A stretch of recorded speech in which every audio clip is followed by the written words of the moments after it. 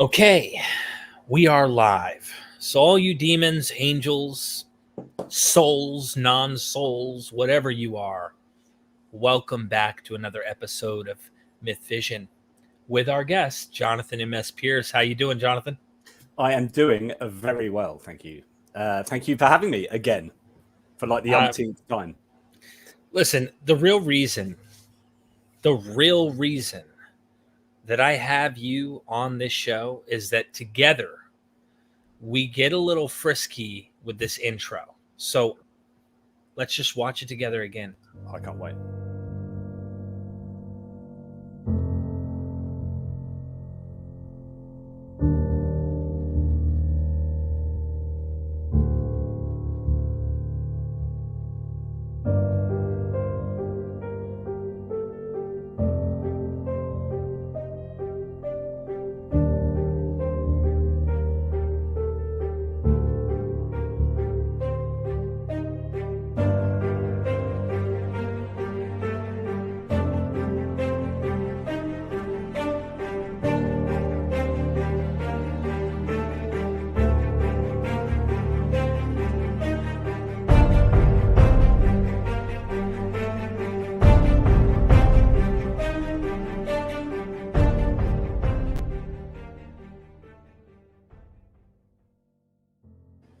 We are MythVision.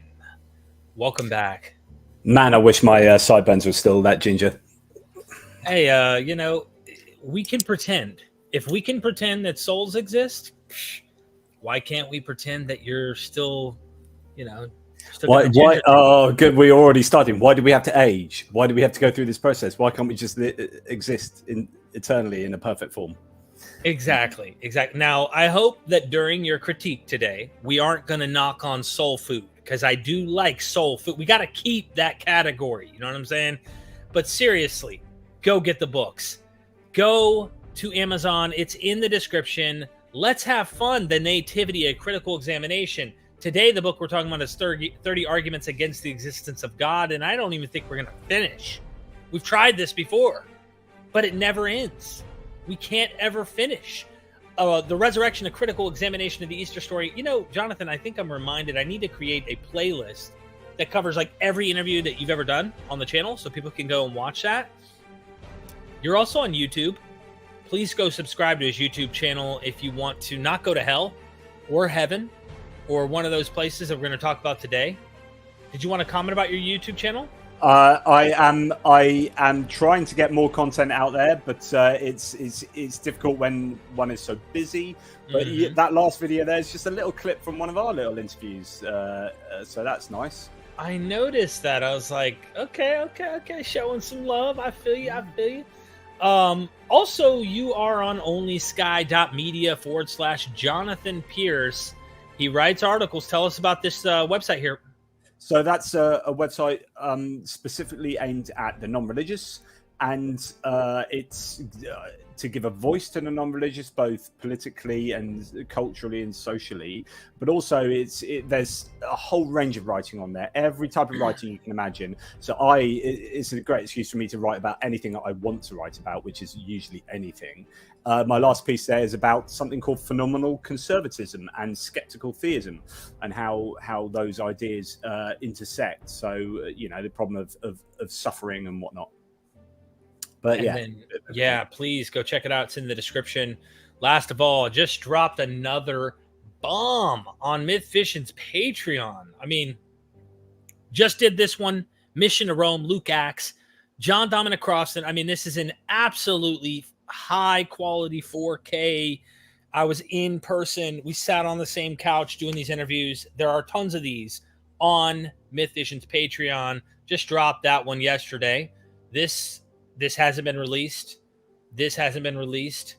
This hasn't been released. This has been released. This hasn't been released. This has been released. This hasn't. This is a Patreon only thing.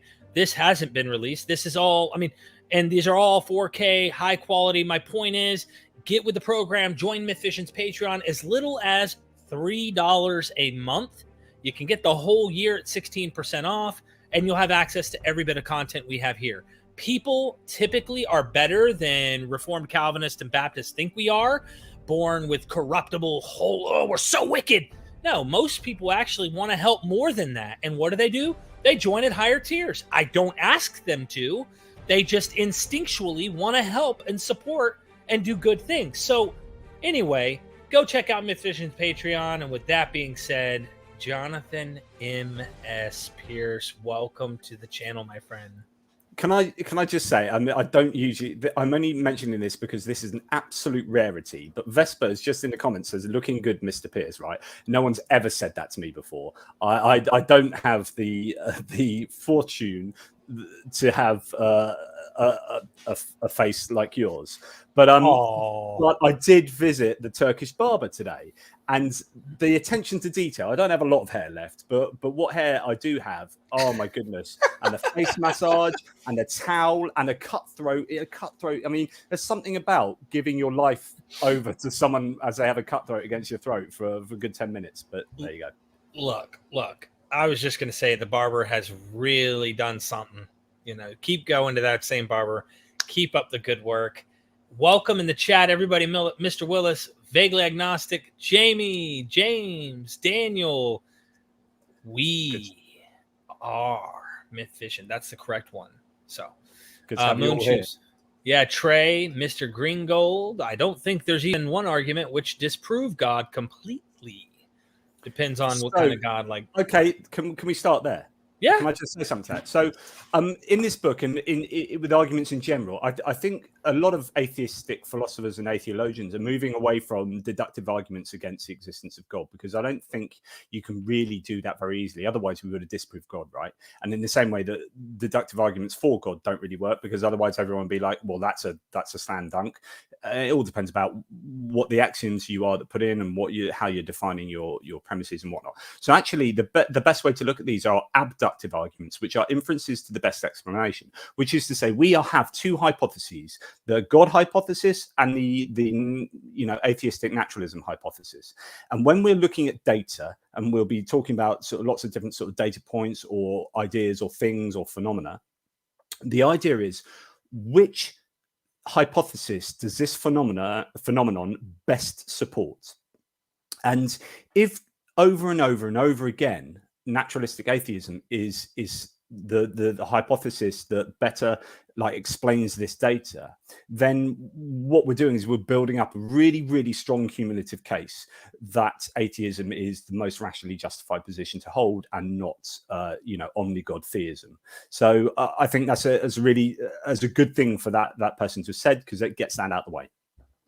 I think, man, a lot of times I think there's rhetoric and emotion involved. So people on both sides tend to not just try to come at this completely with rationale and like, hey, I'm just telling you what makes the most sense to me.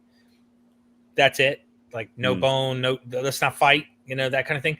And I think one of my favorite philosophers is Graham Oppie on this particular one, because he's so he takes everything seriously, and he's not like, ha ha ha, you theist, and he's just like, no, I mean, atheism makes the most sense, and he's mowed over this and stuff.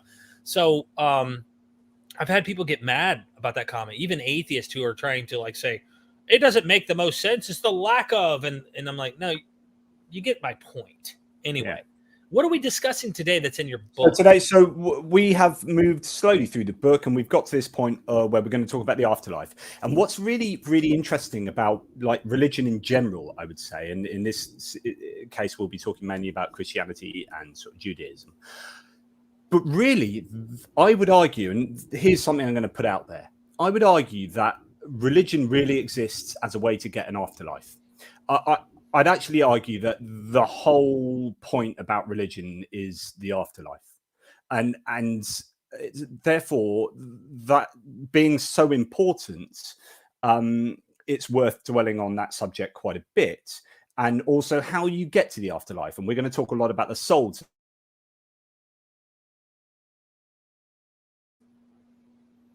Soul, you don't have you broke up for a second. Religion is brought.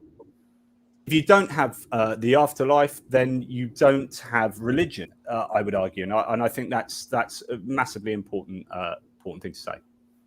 Okay, so you broke up a little bit during that, but I'll say, what would you say to somebody who's like, well, before, Jews didn't really care about an afterlife, and they were religious. They followed a certain practice. That at certain points, it looks like they went to Sheol, and there is no post-mortem type of thing in a lot of cases. How would you respond to that?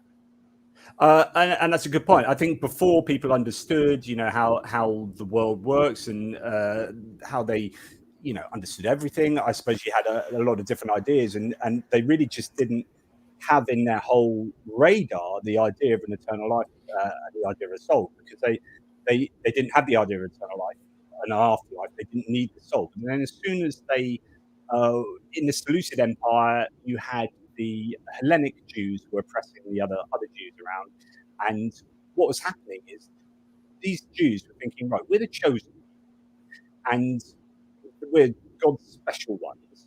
Why is it that we're being oppressed? Why does bad stuff happen to good people like us, and why does good stuff happen to bad people? And so, actually, as this was going on, and as their theology was being more and more developed, they got to a point where they're like, we can't make sense of this. Like this really isn't right. And so this is where you started seeing the development of the ideas of an afterlife and heaven, as they looked actually to Hellenic thought, and they looked to the Greeks, and they saw Tartarus and the idea of this afterlife and the idea of a soul, and took those ideas and embedded them in their own sort of worldview, and you started getting greater and greater development of the idea of an afterlife that happened in that intertestamental period, and then eventually moving into sort of the time of Christianity, it gets more and more developed. But, and here's a big but, heaven and hell are deeply, deeply under-described, under-stipulated in the Bible. It's suitably vague. And that's to the real advantage of the worldview, because if they had laid all their sort of,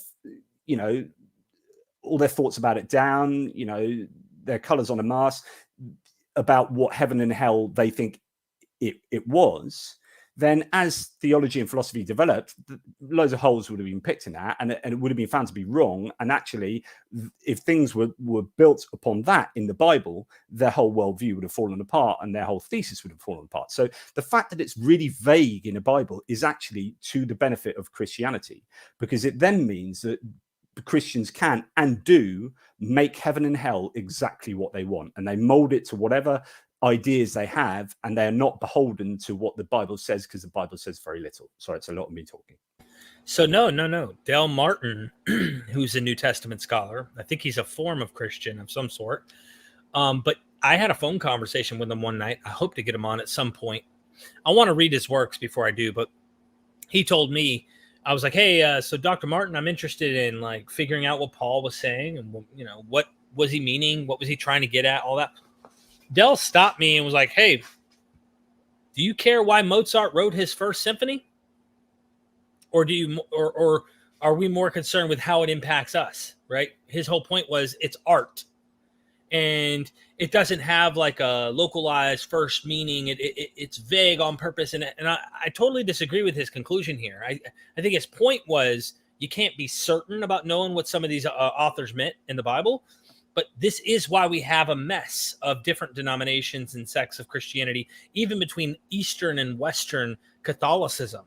So you're absolutely right about that. And I think that it leaves open that, well, I think hell is just what I've been going through lately because my girl left me and my dog just passed away, and that's hell. And in fact, when I got clean off drugs 7 years ago and went into an AA meeting, I went in crying. I was still withdrawing. And I was crying at the meeting, and I was like, this sucks. I mean, I'm just going through hell right now, and I need some positive words and whatnot. And this guy, I'm not going to mention names, said, when I was religious, I used to think hell was a place I would go after I died. And then, of course, he said, but when I got spiritual, of course, he said, when I got spiritual, I realized that, it's somewhere I've already been. So it's not a place I'm going to go. I've already been to hell. And it was through the withdrawals or through the addiction that I dealt with, etc. I liked it because I was like, okay, cool. That makes sense from my experience. Like, I know what really bad is because I equated hell with really bad. But as far as a post-mortem hell, I believed that most of my life until I started to deconvert as I was getting clean off drugs. So there's a whole story behind that. I just wanted to make that point that we all just reinterpret and find ways to make that art fit us.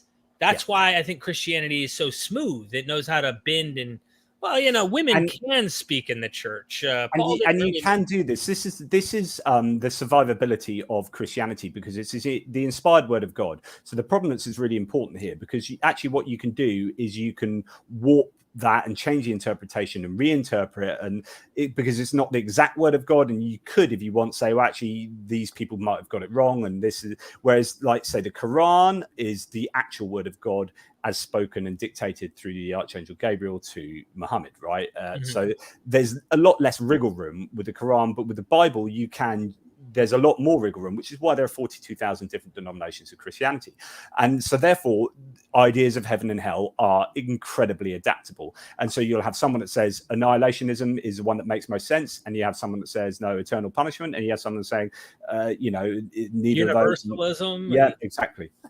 And also, I was going to say, it's not only Christian denominations. I mean, there are various sects of Judaism for a reason, and there are countless rabbis debating other people, other rabbis, and God, arguing with God in their literature. And sometimes they win, actually. And God says, my people beat me, you know, like, so there's all sorts of fun stuff to get into.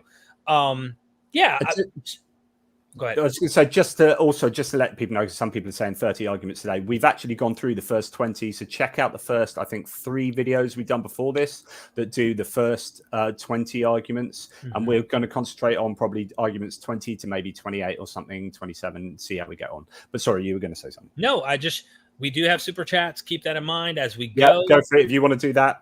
Okay. I'm following you here because we can let them build up however you want to do it. So.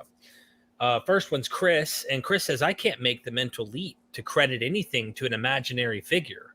Why do have so many people with I think that he means like with no problem with that. Like why are so many people have no problem?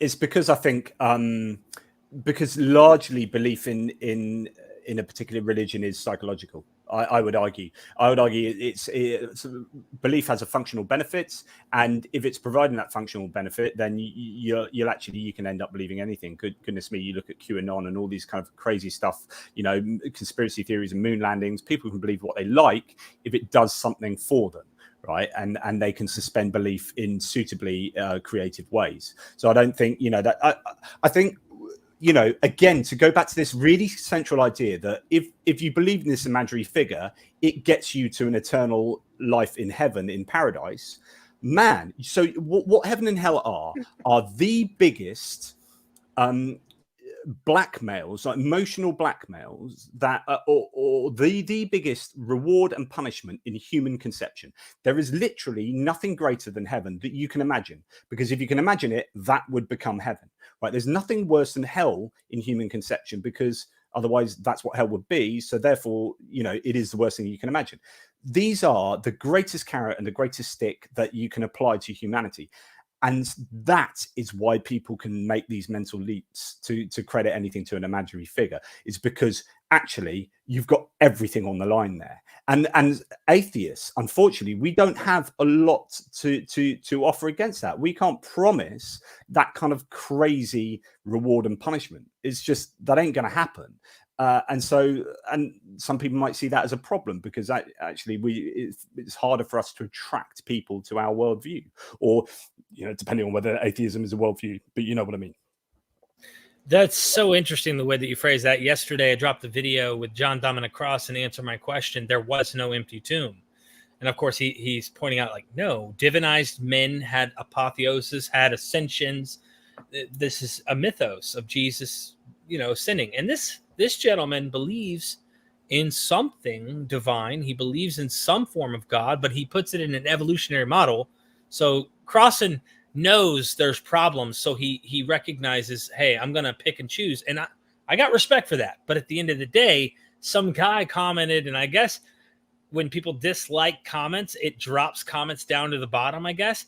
And this guy is like, I found him at the very end. He had like 6 or 7 comments. Nobody liked it. And he's like, what did he say? You better hope that you're right. or something like that. Like, and he's some believer. You could tell he was like not happy with this video, and he's like, you can see there was fear in this response. Are you sure you want to risk it and stuff like that? I think we could do pretty good jobs of showing how the mythos has begun, and how natural phenomena and imagination and beliefs become what we call heaven and hell. And then we want justice and stuff too. But anyway. So I've talked about this before, how like you can challenge someone on, say, evolution, and you can say, or young earth creation. So you go to a young earth creation, you say, right, the world, here's the rational evidence for the fact that the world is not only 6,000 years old. And by delivering that evidence, what you're not doing, this is called terror management theory and mortality salience. So if your viewers want to go and look this up, that's what they want to look up. But the idea is that by challenging someone's acceptance of the age of the age of the world, what really you're doing, if they were to accept that the world is however billion years old, then they are jettisoning their belief in an afterlife, in an eternal paradise. And so they are therefore going to reject your rational evidence, not on the basis of the power of that rational evidence, but on the basis that if they accept that rational evidence, they have to give up going to heaven for eternity. And they ain't going to do that. Right. And so therefore you've got to understand that when you are arguing. So that guy who's saying those kind of quite emotive comments, and you talked about fear, I can understand that. I mean, here's someone's like, well, hang on, if I start disbelieving this stuff, I could either go to hell or I'd miss out on the idea of eternal life in paradise. And that's a tough gig. So what I was going to do to just open the conversation up for today's one, I know we've been going for a long time already, but this idea of just world theory. So in psychology, just world theory is the idea that the world is ultimately just. And this is going back to what I said about the Jewish, oppression in the Seleucid Empire and why heaven developed. But actually, we as atheists, and everyone has a sense of just world. Right? I get really frustrated at unfairness. I mean, really viscerally frustrated. It's actually, interestingly, it's part of like a liberal political psychology, which is kind of understands why I'm pretty liberal, is that fairness and unfairness are really big trigger things for me. So I've had to overcome this idea that the world is just unjust, right, in order to get on in life. But actually, that's annoying. It's annoying that the world is actually unfair. But for Christians, for example, the world is ultimately fair because the books get balanced in the afterlife. And so that is psychologically quite a sweet spot for them. I can see the attractiveness of that. Heaven and hell, the books are balanced. Anyone that's a complete bastard on earth, don't worry about it. They'll get their comeuppance in hell. And that sweet little baby who died of cancer, it's all right. They have an eternity in heaven. Job done. I can feel good about my life now. Whereas I'm like, God damn, that's unfair. We need to cure cancer, and we need to stop unfairness. That is interesting. I'm with you. I mean, and there's people that don't even accept that we have a worldview to stand on unless they're such radical fundamentalists, unless you believe in Jesus or you're really borrowing it from God. Here's that one comment. It says, I don't know if people can see it. I'm going to zoom in a little more. Okay, that didn't help. That just showed Pine Creek. Hold on. Let me see. How do you back it up a little bit here? Control-0. Using a Mac too. Oh, right. Yeah. All right. Hold on one second. Let me do this here. Okay. If you're wrong, you're in trouble. You see the guy there at the bottom? Yeah. God's warrior. If you're wrong, and there's 21 replies, one dude liked it. Probably God's warrior finally got tired of seeing nobody liking it. It was like, I got to like my own comment. I don't know.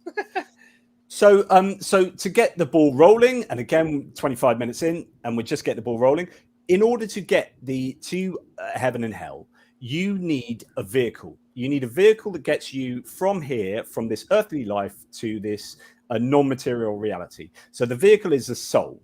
But the problem for the soul is that no one can really tell you what the soul is and what the soul does. And it has to be able to transcend physical reality to a non-physical reality. And that's really quite difficult. But it also has to be able to be causally connected to our moral actions.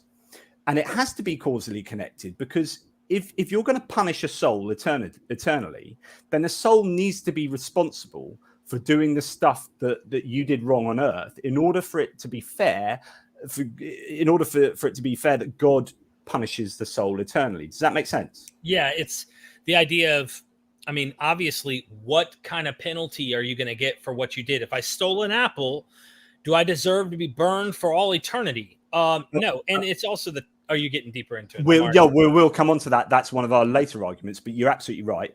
But the first thing is, well, what is a soul and what does it do? And the issue here is that people can't give you a decent answer to that. So just before we get onto a couple of those super chats, here's a quote from the Catholic Encyclopedia that broadly tells you that, you know, it's an important thing, the soul.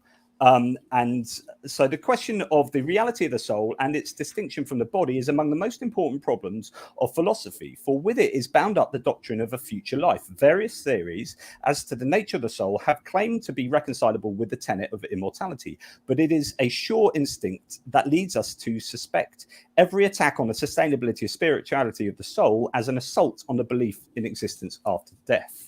In other words, if you're going to attack the soul, you're going to attack the afterlife. And if you're going to attack the soul, you're going to attack heaven and hell. Yeah, absolutely right. So that's why it's such an important thing, the soul. However, no one can tell us what it is. And here's Richard Swinburne, Christian philosopher Richard Swinburne, in The Evolution of the Soul, the book he wrote. And he says, it is a frequent criticism of substance dualism, which is the idea that you've got mental stuff and physical stuff. So substance dualists believe that there are two substances and that they can somehow, you know, cooperate. It is a frequent criticism of substance dualism that dualists cannot say what souls are. Damn right. Souls are immaterial subjects of mental properties. They have sensations and thoughts, desires and beliefs, and perform intentional actions. Souls are the essential parts of human beings, right? This is absolute, like, mere assertion, right? He's saying what souls are without giving any indication of how souls can be those things and do those things. And we'll just have a little discussion in a minute of how problematic that really is. Holy smokes. Who is that? Somebody made it on the blurb. Oh, that's you. That's you. Oh, how the heck did that happen? Seriously, get the book. I wanted people to see the book too. But obviously I'm recommending it because you're always very thorough. You're very thorough, Jonathan. So yeah, it gets back to that. If you attack the soul, you are attacking the afterlife. You are attacking the idea of, hey, I'm getting justice post-mortem, or they're getting punished, right, for the bad things that they've done. And it's like that cognitive dissonance that you said in when you said, hey, if you show them the earth is older than 7,000 years old, but it connects to their doctrine of soul and hell, they're going to reject science, even observable facts, for beliefs. And the other problem is, if you believe in libertarian free will, and that's a problem, I don't believe in that. I think it's a broken philosophical ideal. But if you believe in libertarian free will, then the soul has to be somehow acting upon you, or the thing that is doing the libertarian free will, in order for the soul to be punishable or rewardable in hell or heaven. And so, you know, whatever you believe about free will, the soul has to be involved there somewhere. But then you get theologians saying, well, the soul, as Richard Swinburne says, is doing thinking, is doing like memory, is doing rationality, is having thoughts, is having feelings. Right. And the problem is, we understand all the parts of our physiology and our mind and consciousness that do all those things, parts of our brains that do those things. So if you're saying the soul does those things, if the brain already does those things, or other things do those things, then the other things do those things, not the soul. Right. So you can't say the soul does this and also say, well, the brain does that. We know how memories are made, and we know how we learn. So you get some theologians say the soul can learn. We know how pedagogy works. We know how psychology works. We know the learning theories, and we know how the brain is everything's fundamentally based upon the brain. There's a supervenes, there's a dependence on the brain for all these things. Stick a fork in your eye and see how it affects your brain. Take drugs, drink, be tired, be hungry. All these things affect your the way your mind works and the way your intentions work. So if Richard Swinburne is saying, well, the soul is an intentional agent, effectively, how can it be both this separate thing, but also things that our body does and has effect on? And so then it has to be connected to us. Well, how does an immaterial soul get connected to the physical body? Where does it get connected? Where is it tethered? How is it tethered? How does it interact? How does it causally interact with everything we do and think? Right. That's a problem that for anyone who wants to watch a fun debate, go watch Shannon Q debate Darth Dawkins. And it's a troll. You know, he's a troll fundamentalist Christian. But this problem, she says, is what made her go from being a Christian to like absolutely no. And you bring up a fascinating point. Like, if the brain does this function, and then you say, well, the soul does that function too, or it can do the function too, and you have brain damage. I've heard this in debates and in comments, and people have asked these people like Swinburne, if you will, and others, like, is the soul limited based on the physiological, the physical nature?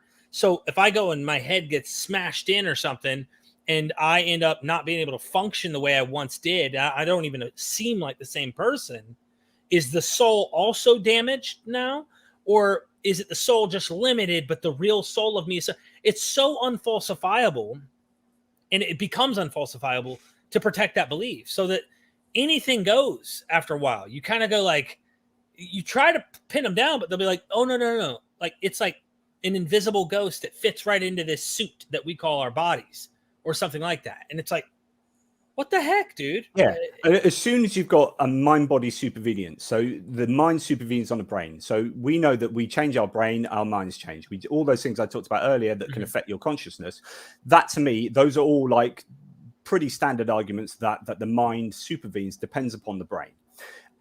And as soon as you've introduced that idea, then the soul, you've got even more difficulty for the soul. Now, it might be worth mentioning the three different ways that Christians explain how the soul comes into being. There's traducianism, there's pre-existence, and there's creationism. So pre-existence is the idea that soul pre-existed the body completely. That's really problematic, and actually most Christians will not believe that.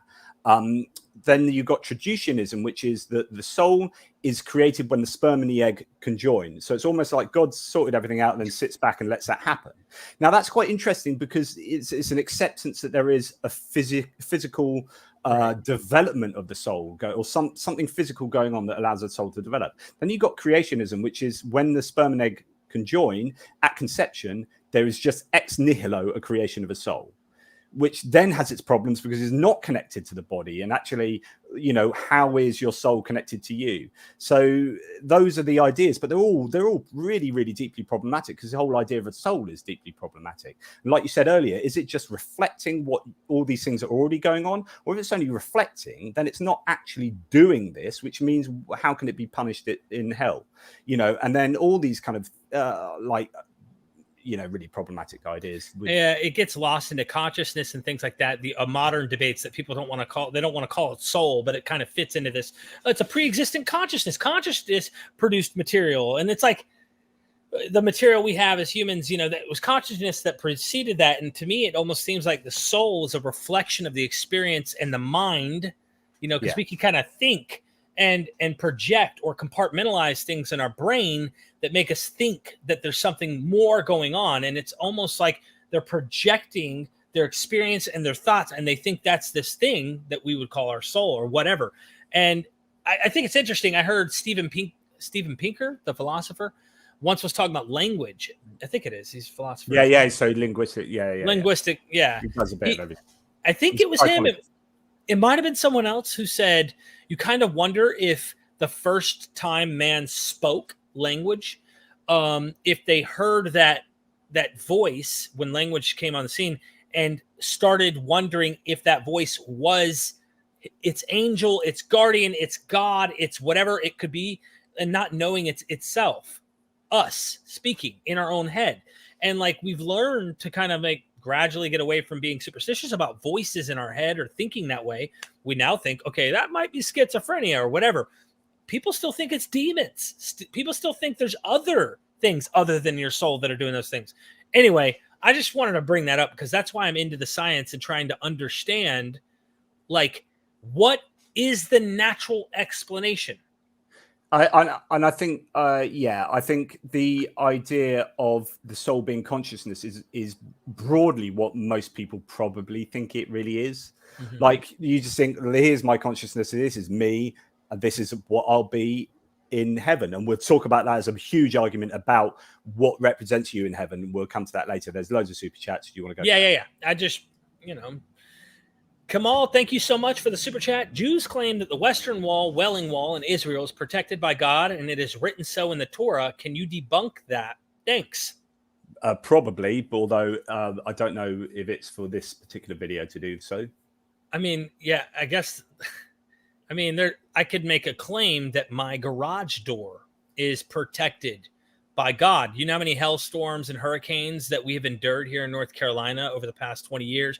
That door has never been ripped off. And I guess if it endured let's just say it was obviously stone and it was massive, we could say the same thing about the Egyptian pyramids, by the way. God has protected the Egyptians who worshiped a totally different God than the Jews, and God protected them. Why? They've lasted far longer than the Wailing Wall.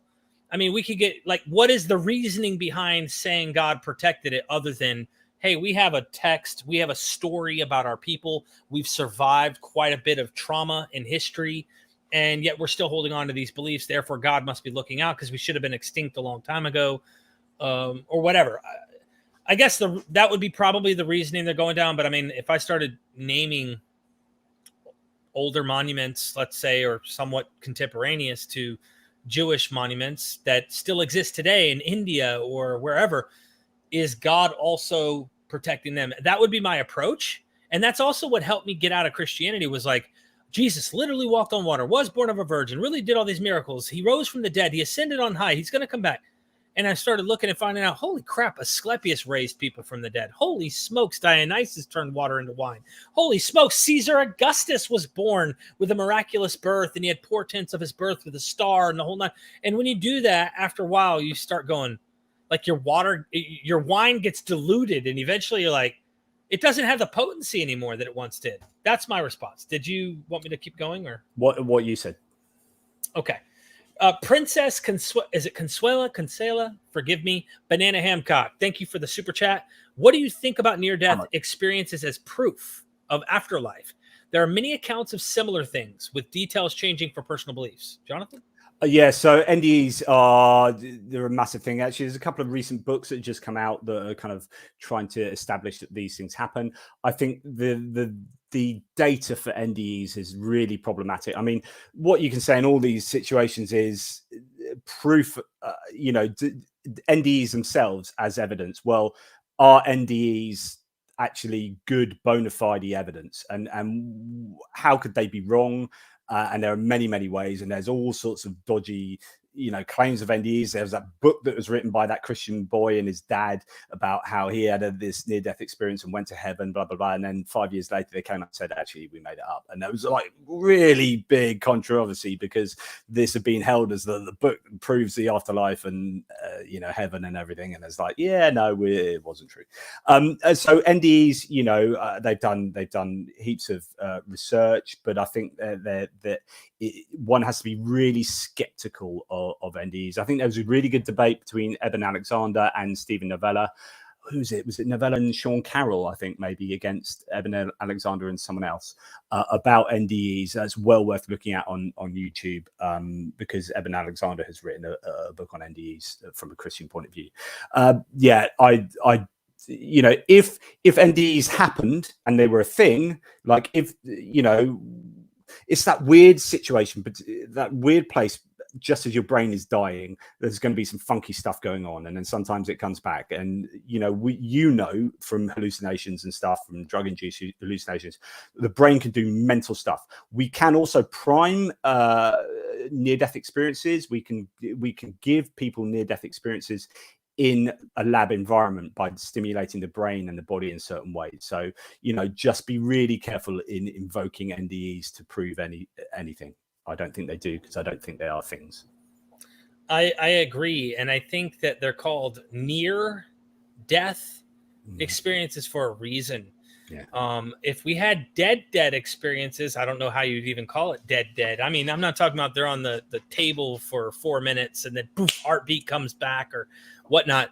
If the brain is still functioning and whatnot, you're getting, from what I understand, the brain is wanting to protect you.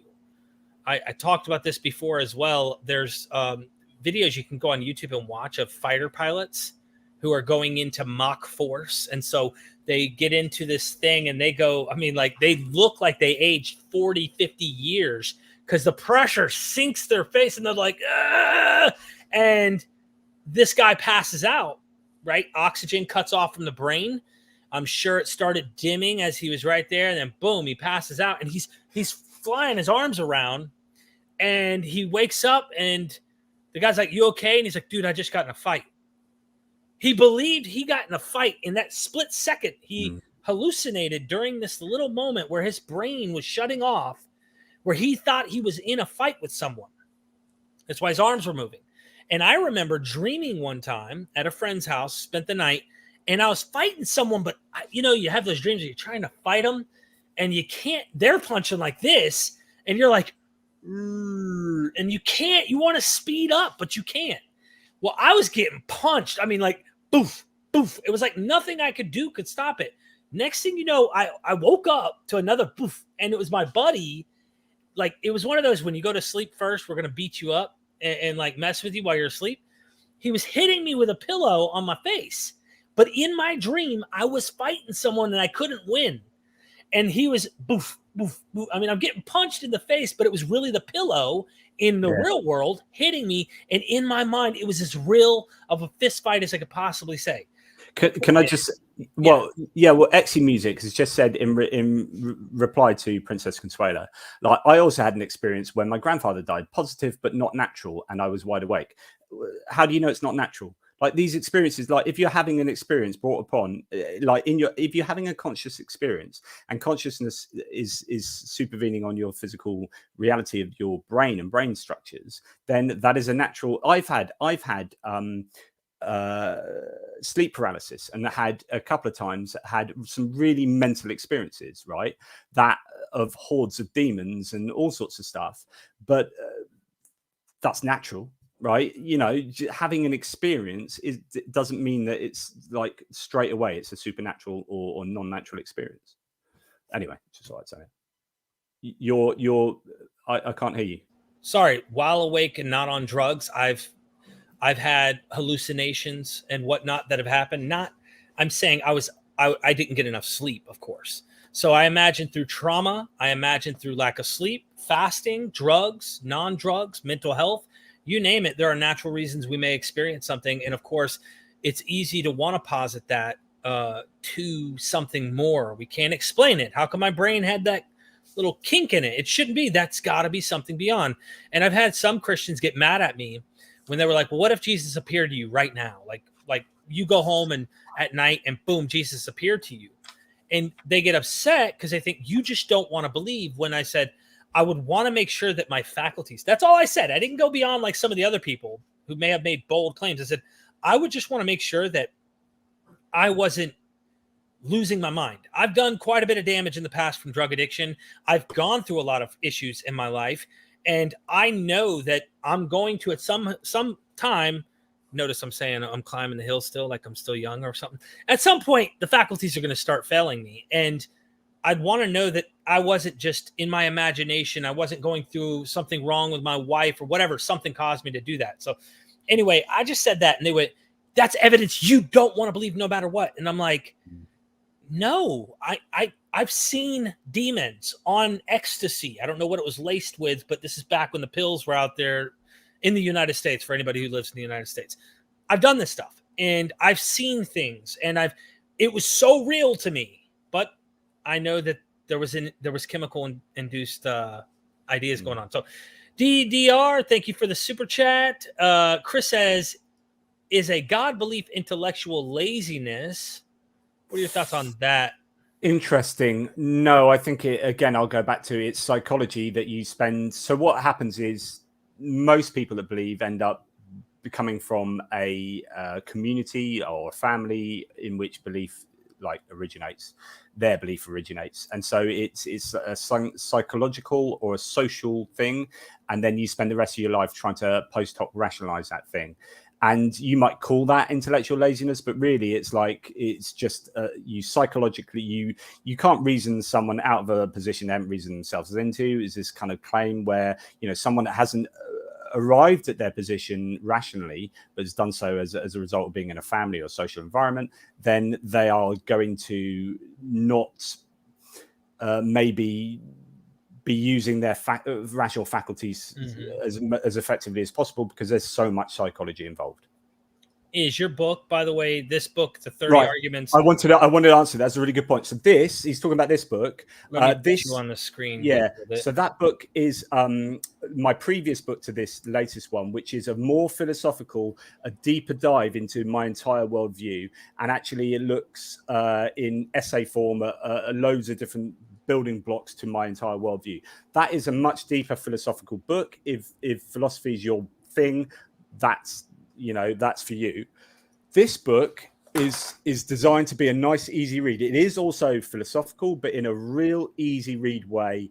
It's designed to be like complete layman's, not in a bad way or anything. This is just like for the general public to be able to really get their teeth into it and enjoy it as a text, as well as having some really big ideas. So yes, it is easier to read, definitely. It's a fun read too. I really enjoy it. I'm telling you, Dan Barker's funny too in the opening. So definitely get it. Thank you, Chris, for those super chats. Abel Chavez, do you think reincarnation is more plausible? No. Thank you, Abel. No, I know. No. Well, so what do you think if you were to say a God or reincarnation? More plausible, I think it depends on the soul again, or some kind of entity that allows you to transcend physical reality. So you die, but somehow you continue. And so it's just as implausible as heaven and hell, because it depends. Like both of these, maybe it's more plausible because actually heaven and hell are also complete. So that's maybe a better question than I was thinking there, because heaven and hell are completely incoherent on their own grounds, but they also rely entirely on a soul, which is also, I would say, an incoherent concept. Reincarnation, if you had a god probably, or some kind of supernatural entity that could allow that to happen, because I don't think it's part of the natural world, it's maybe easier to argue for than heaven and hell, and would make more sense. Thank you, Abel. Chindy says, I love your book. J.P. Richard Swinberg's definition of the soul, Swinberg, is mere, I think they mean assertion, speculation, or session speculation. We theists don't have evidence for the soul. That is just theology. And what I love about Chindy always is that he's really, really honest with his belief, which is to say that, I struggle with this, but I still believe, and I believe because of these reasons. And here, again, real honesty, and I think that's great. Although I'd say that's a real problem because, without the soul, you don't get heaven and hell. And I think just believing, it becomes the wishful thinking fallacy, which is I want this to be true, therefore I believe it to be true. And I really want heaven to be true. Therefore, I need a soul to get heaven. Therefore, I believe in a soul. I don't know what it is. I don't know how it works. I just know that it works. And then there are some like Crossan, John Dominic Crossan. I'm not so sure he buys into the soul stuff. He will say stuff like heaven and hell is kind of here now type experiences that we have. So there's the redefining option, which is like, I like the tradition. I love having a rooted tradition that goes way back, but we all know that's not true. It's like a Christian atheist. Yeah, he is practically that. And anyway, Pascal, thank you for that super chat. Stop scamming, man. Satan and the idea of fallen angels as the main adversaries evolved over time. Transitional forms are found in the Book of Enoch and the Book of Jubilees, both available on YouTube in audiobook form. Nothing to disagree with there. Yeah, so these developed those ideas of heaven and hell through the intertestamental period, and actually, there are, I think, I did on my channel a debate on universalism with Caleb Jackson and my friend who's a Christian universalist as well. Myself and Neil Sendlak, Gnostic Informant, we debated it and we talked about all this kind of stuff and the development of ideas of the soul and heaven and hell. And yeah, I think Bart Ehrman's book's pretty good on that. His recent Heaven and Hell book, yeah. It just shows it's not even one. There wasn't even one idea of what it meant to. That's another interesting thing. Princess is back. Thank you so much for the super chat. What about ghost experiences? I had one that is definitely unexplainable. I know a lot of it is faked out there, but right after my grandma died, something happened I could never debunk. Thank you so much. Well, it's about, again, you'd have to go into the individual claims here and the data, but I would say we can very easily get things wrong. We misinterpret all sorts of things. I've had experiences that if I didn't know otherwise, I would have put down to either a religious experience or like in the sleep paralysis, certainly supernatural. But, I knew about sleep paralysis, told my sister, and she has sleep paralysis as well. And and it's just, I think there's an awful lot of stuff that might seem like, oh, there's no way I can explain that, but is almost certainly explicable. I put my mortgage on it. I'm going to tell you like this. If I didn't know that I took drugs that night in the jacuzzi and saw what I saw, there would have been no way to explain it. And so I say that to say, if your brain can do that, right? There's that's a natural way. That's naturalistic, as in there are natural chemicals, natural things are going on in your brain to produce some incredible phenomena, right? Right. Absolutely mind blowing. Now, if that can happen on drugs, I'm sure it can happen without drug or in other ways, or in drugs that we don't realize are drugs. Maybe you've eaten things, or chemicals, brain stuff happens. And especially if you've lost someone that you love, that's dear to you, there's a lot behind looking into on that, Princess, that I really think in fact, there are some. Go ahead. Your book talks. Well, in my resurrection book, in the section on visions, because there's an awful lot to be said about visions. Like there's been so much research that's gone into like grief and anger and loss, much more likely to have visions, auditory and visual hallucinations. There's an absolute ton of data out there. Also, my Uncle Bubba, when he passed away, my mom's brother, they had dreams for months. I mean, like weeks and months after, where Granny would call or Mom would call or my aunt would call. And they talk about these dreams about how they walked through a special door where it was glowing light and things like that. Like with him, they had these experiences. They woke up, they crying, sweating, the whole nine. They really were experiencing in their dreams. And I think it's like we can't let go, number one, psychologically, but also wishful thinking, wanting those things to be true. And I think even the Jesus studies we do can play into this. Was Paul, did Paul have some type of come to Jesus moment, after persecuting Christians? And next thing you know, he had enough of their ideology. If he didn't, why is he attacking them? He must know what they think in some way.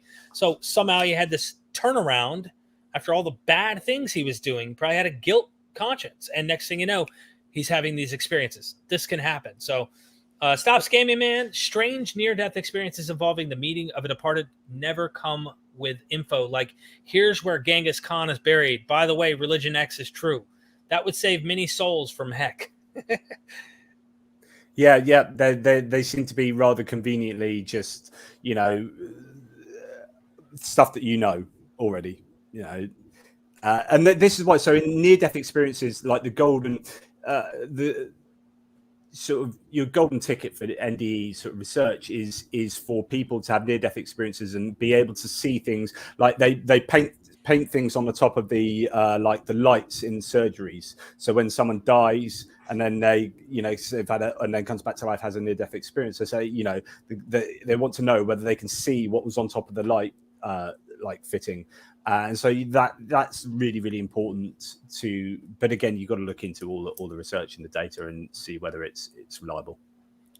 Thank you, Stop Scamming Man. Daryl Duckworth said, isn't religious faith really just pretending to know what we don't know? Yeah. So when I talked earlier about functionalism, or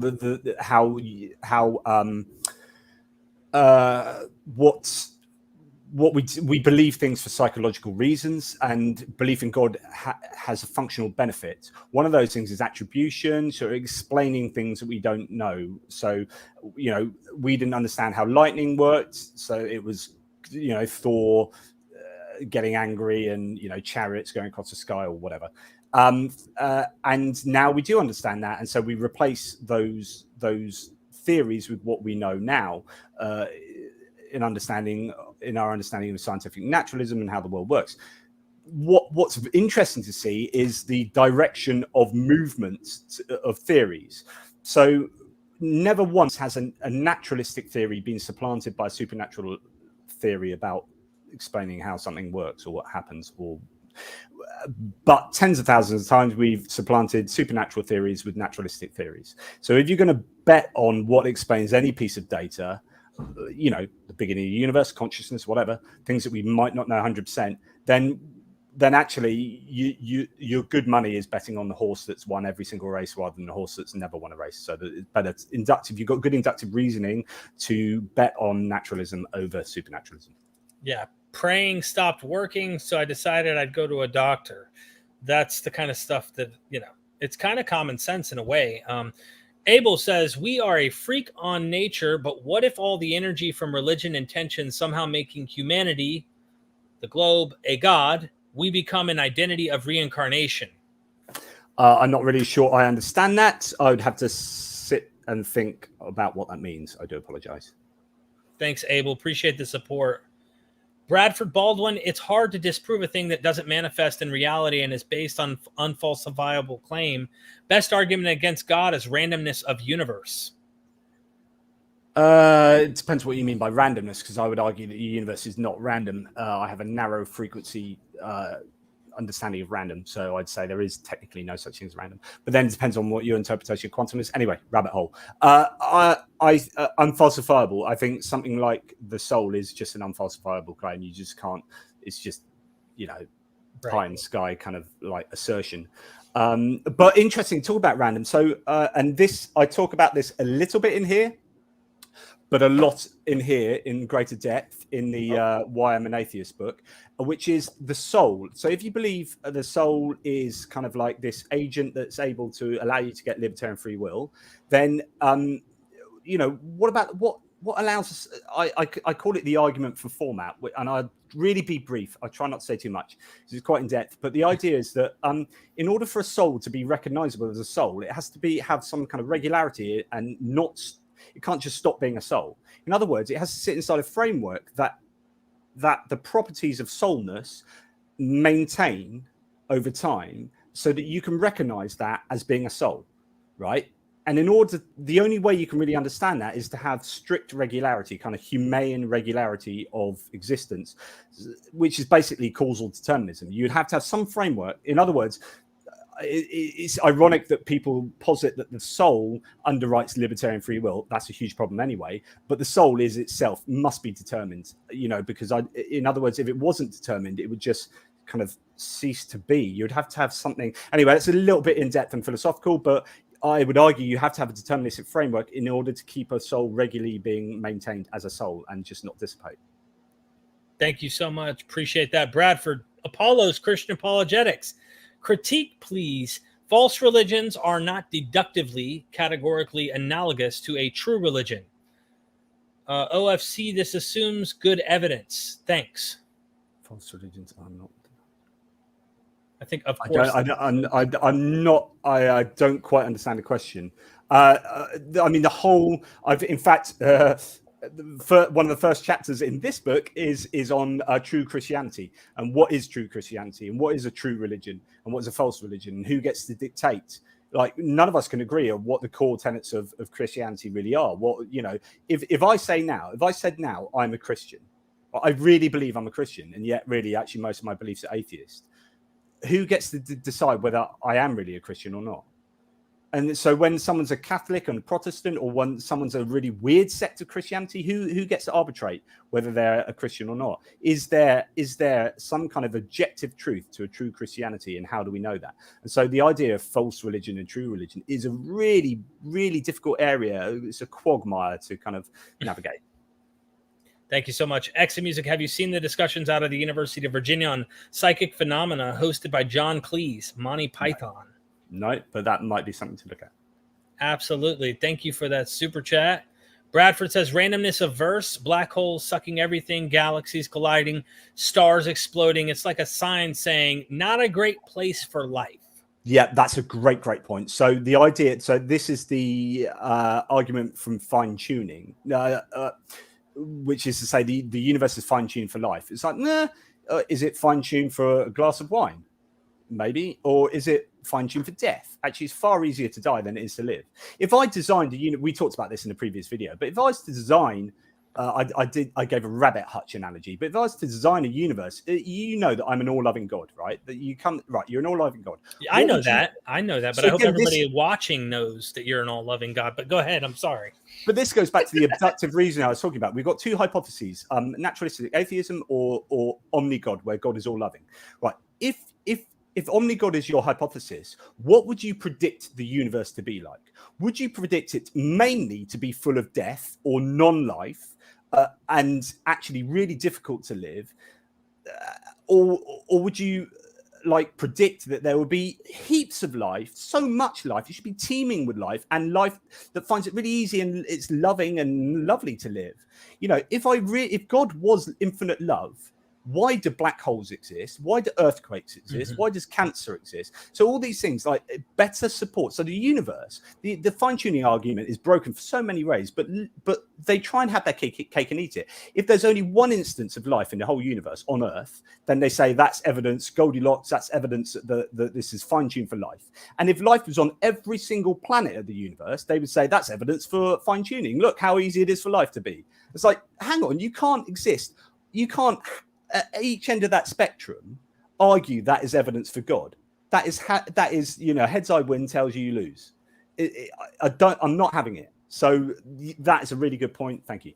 Sorry, there's so much to say about that whole OmniGod thing, because I'd have to use my experience to understand what seems worse or better, and then I would want to roll with that. And if I compared what I would want versus how it is, this is what the problem is with a lot of people. I think I'm more moral than God. And it's like, well, it's a really, really useful thing to say is, what would you predict given each hypothesis? So the universe that's existent now that we understand is much better predicted on naturalism than OmniGod theism. Sorry, now I interrupted you again. No. But the idea is that if God was love, this is the last kind of universe I would expect. Whereas naturalistic atheism, which doesn't really give a toss, shit happens, get over it. There's evolution, carnivorousness, death, suffering, black holes. It sucks to be us, but sometimes it's great to be us. But it's difficult existing, and actually it's great to be us, but it's not so great to be a mammal living in a jungle that's just about to get its throat ripped out by a jaguar. Thank you so much. And Bradford's back. Asteroids, God's practical joke circa 4.5 billion years ago. That's random. Natural laws are different. Observations on how it works, so not random. Thank you, Henry. Everyone loves a good natural. I mean, God loves a natural disaster. He got the design wrong, didn't he? And then had a flood to kill everyone and start again. He's which is odd because he's got divine foreknowledge, so he should have predicted that was going to happen and designed it differently in the first place. But I don't know. Who knows? Thank you, Bradford. And of course, again, thank you, Henry. I don't mind when God wants to cut me off and interrupt me. Don't worry. Grays 174. If there was a detailed, fulfilled prophecy that was surely made before the events, i.e. a 6th century manuscript of Daniel 11, would that prove God? If there was so what's really interesting, I mean, this is completely off topic, but I love it anyway. So what's a really interesting thing about all prophecies that have been written, none of them tell us anything useful about the future. All they do is predict things that are kind of like, there's going to be a war, someone's going to get wiped out. Pretty obvious. No, you don't get a prediction in Daniel 11 saying, do you know what? There's going to be intercontinental ballistic missiles, and I'm going to explain what they are. You know, there's going to say, and they're going to be flying cars, and there's going to be spaceships that are going to the moon. And if you don't know how the moon is, well, this is what the moon is. And this is, you know, no prophecies do these things that explain the future in a way that is like mind-blowingly amazing. They only predict things that happen right there and then, because actually they're all ex eventu anyway, so they're written after the. And if they're not ex eventu, it's like a common sense thing. Like, all right, we're going to war.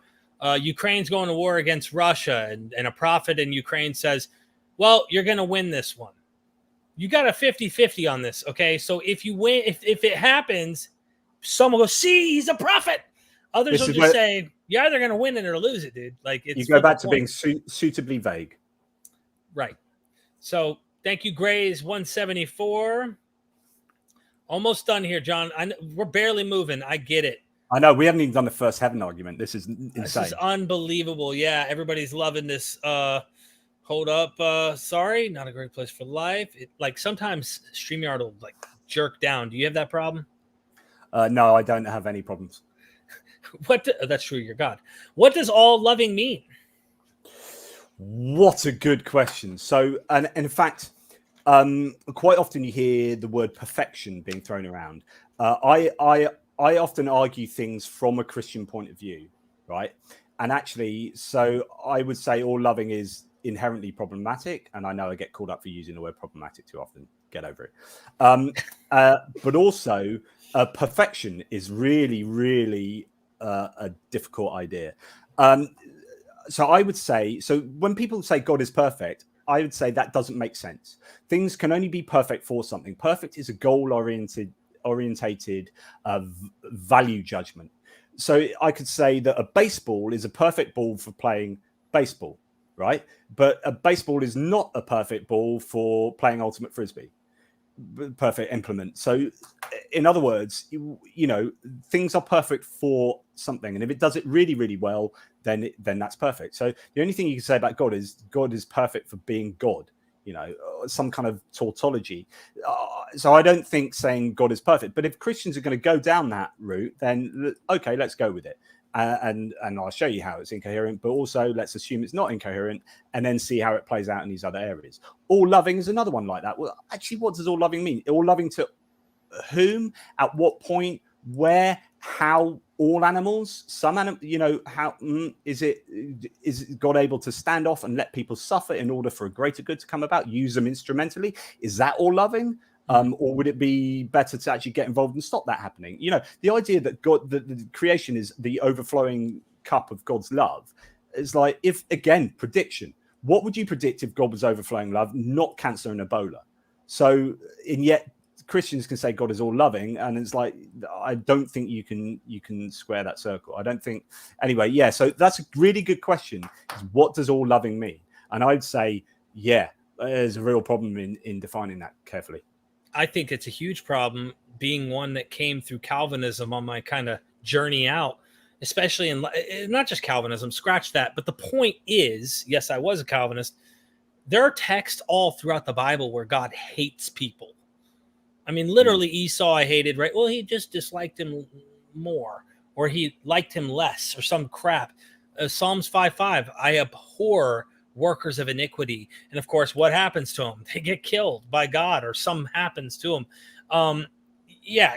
Like all the firstborn children of the entire Egyptian nation are murdered because the Pharaoh said no when God hardened the Pharaoh's heart anyway.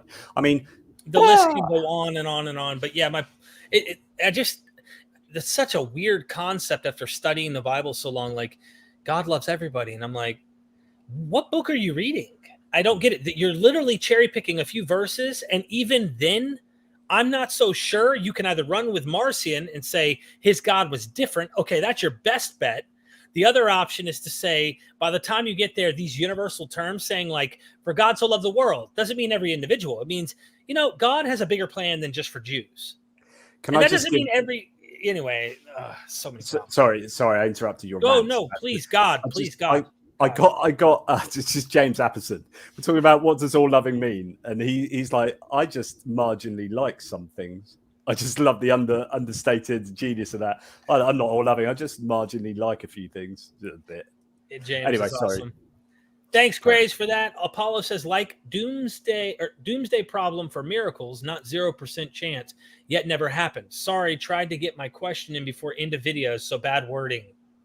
I'm not sure I understand this. So, like doomsday problem for miracles, not 0% chance yet never. I literally can't understand that. I'm sure it's a great question or statement. Miracles are a huge problem. We talked about miracles. I think, well, I've debated Jonathan McClatchy on miracles on Unbelievable. So if you want to go and check out a whole debate I've done on miracles, go and check that out. But yeah, I'm not sure. How do you feel you did on that one?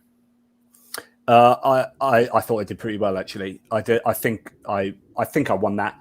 I was happy. I loved, so one of his, and Emerson Green, one of my friends I've done a few interviews with, he loved this. That's so one of his proofs that miracles exist, and he's using some of Craig Keenan's work, is to say that these people with multiple sclerosis have gone into remission and they've got better, and they've been prayed for and they've got better. And I'm like, oh, please use this in the debate. And he used it. And I'm like, right. Okay, first of all, I have multiple sclerosis. So let's just, this is a great example to use. There is one version of multiple sclerosis called relapsing remitting multiple, RRMS, right? It's literally baked into the condition that you get worse and then get better, and those relapses, those remissions can go on for a very long time, and you can go blind and then be not blind, literally like that. So it's just like, I love the fact that you've picked this. You've battered that into my court. This is my area. I've got MS, and you are talking absolute cack here. But yeah, anyway. Thank you, Apollos. Can God exist and not be all loving? So this is the kind of evil God thesis, or versions of God that are God. This depends how much you adhere to perfect being theology. So perfect being theology is that there are great making properties. And if God is kind of like an ontological argument, which is that if God exists, God must necessarily be greatest of all possible, like the greatest that can possibly be, and the properties that God must have must be. So certain theologians will argue that lovingness is a great making property. So therefore, if God has it, he has it to the most optimal degree. And the idea, it gets interesting because things like free will, God, if that's a great making property, God must have free will. But actually, God can't have free will because he's got perfect foreknowledge. I mean, he knows his own future events. He cannot do anything other than what he's predicted himself to do. So he is just like an automaton that going down this like track that he cannot change paths on. And so, I think the whole idea of great making properties and ontological arguments to argue for God's existence through like these kind of mechanisms are a bit of a stretch. I don't agree with them because I don't believe in God. Yeah. Thank you. So could God be all loving? You could imagine a God, but it wouldn't be the greatest God you could imagine if being loving was a great making property. Unless they had no power. That's a whole different issue. Trude Hell, keep up the good work, you two. Thank you, Trude. Trude, legend. We're almost there, Jonathan.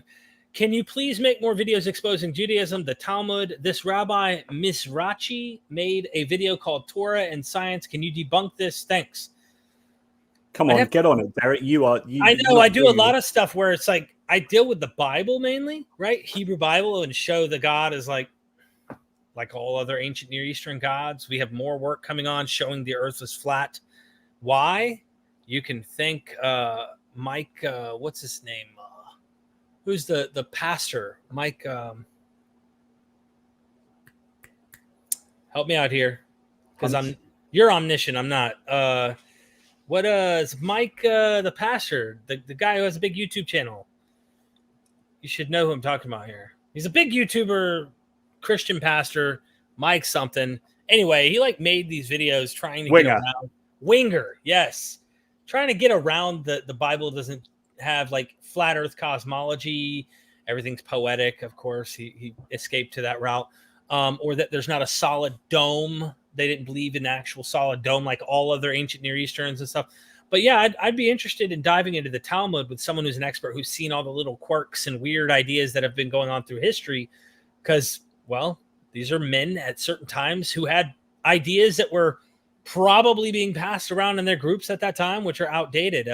But of course, if you're a Christian, you want to, a lot of times, not always, want to make your Bible match modern science. You want to make your beliefs, hey, we were right all along. Like Islam wants to say we have scientific miracles in the Quran. And it's like, I mean, you can't show more dishonesty than taking those routes. I mean, it just doesn't make sense. So, Kemo, I definitely will. Just be patient with me. I'm literally in North Carolina trying to move to Washington State. Gray's 174, but if a prophecy was detailed like Daniel 11 and not ex eventu, would that show God exists and has spoken? Well, not necessarily. It would certainly need explaining. Yeah, I mean, you got to ask yourself the question, right? Like, how far do we want to take this, Grace? Like, let's say they said, hey, the king of the north is going to come and fight the queen of the south, and and the army's going to lose, and then a new king is going to come in the north, from the north's going to lose to the south or whatever, right? How do we know that there isn't a calculated involvement? There's a lot of different things that might play a significant role. I mean, it's the same theory as irreducible complexity. So basically, there is some kind of threshold that you overcome where you say that's complex enough as a prediction of the future to make me think, oh my goodness, something's going on here. Now, there's also the idea of coincidence, right? Even something that's incredibly complex can be predicted if you have enough chances of predicting, right? Like I can win the lottery, which is a 1 in 13 million chance, or it's even higher now in Britain. So they added some more numbers, but say 1 in 50 million chance, someone's going to win the lottery. So they pick those right numbers. Now, the idea is that, does this represent coincidence, or does it represent, a true prophecy? I don't know. Thank you so much, Grace. Yeah, I just think like there's a huge hide and go seek happening here, and it's like there's better ways to just prove you're God rather than sending some guy in the Middle East saying something who probably gets him killed because everybody else doesn't like it. They write it down in a text, a few generations later. Possibly, if they did. I mean, like, what ways? Why is this the form of communication from an omniscient, all-powerful, all-loving God is beyond me? I don't know. If I was a dad, I wouldn't want my kids guessing. Like, does he love me? Is he really there? Is he really my father in heaven? I'm gonna freaking show up. But then again, there's a lot of crap that can go into that. Anyway. We caught up. I'm shocked. It was a miracle. Brilliant. In fact, I might even believe in God after this. God exists, and I'm here. Let's get on to our first argument about heaven now that we're 1 hour and 17 minutes into this. Okay. What's the point in heaven? I mean, that's really a bit of a thing, right? So, and hell, and we'll talk about hell maybe in a little bit more detail in a bit. But what's the point in heaven? That seems to be the end game. I mean, we spend eternity there if we succeed in getting there. But why is that created? What if God has complete foreknowledge, right, and creates people already knowing who's going to pass and who's going to fail, who's going to go to heaven, who's going to go to hell? Then why bother doing all this? Like, what is all that God is doing is creating people in order to get punished or not get rewarded, depending on how you see hell, and just creating a bunch of people to experience some pain and suffering on earth and then throw them into heaven. It's like, well, just create heaven. And again, we'll come on to that argument in a little bit of time. So what's the point in hell is perhaps an even stronger argument, because actually heaven's quite nice, very nice, or as nice as you can possibly imagine. Hell is pretty darned horrible. It's the worst you can imagine. So why would God do that? Now let's think about our own prison system. Why do we punish people? Actually, there are 3 elements to the prison system. Traditionally, it's been retribution, deterrence, and rehabilitation. So that's why we put people in prison, for those 3 things. But as we understand human behavior more and more, and this is really linked to free will, retribution becomes less and less of a coherent idea, Because if you deny free will completely, libertarian free will, then actually retribution is morally abhorrent, because you're punishing someone for just doing what they're going to do, and they're always going to do that because they're the person they are in the situation they're in.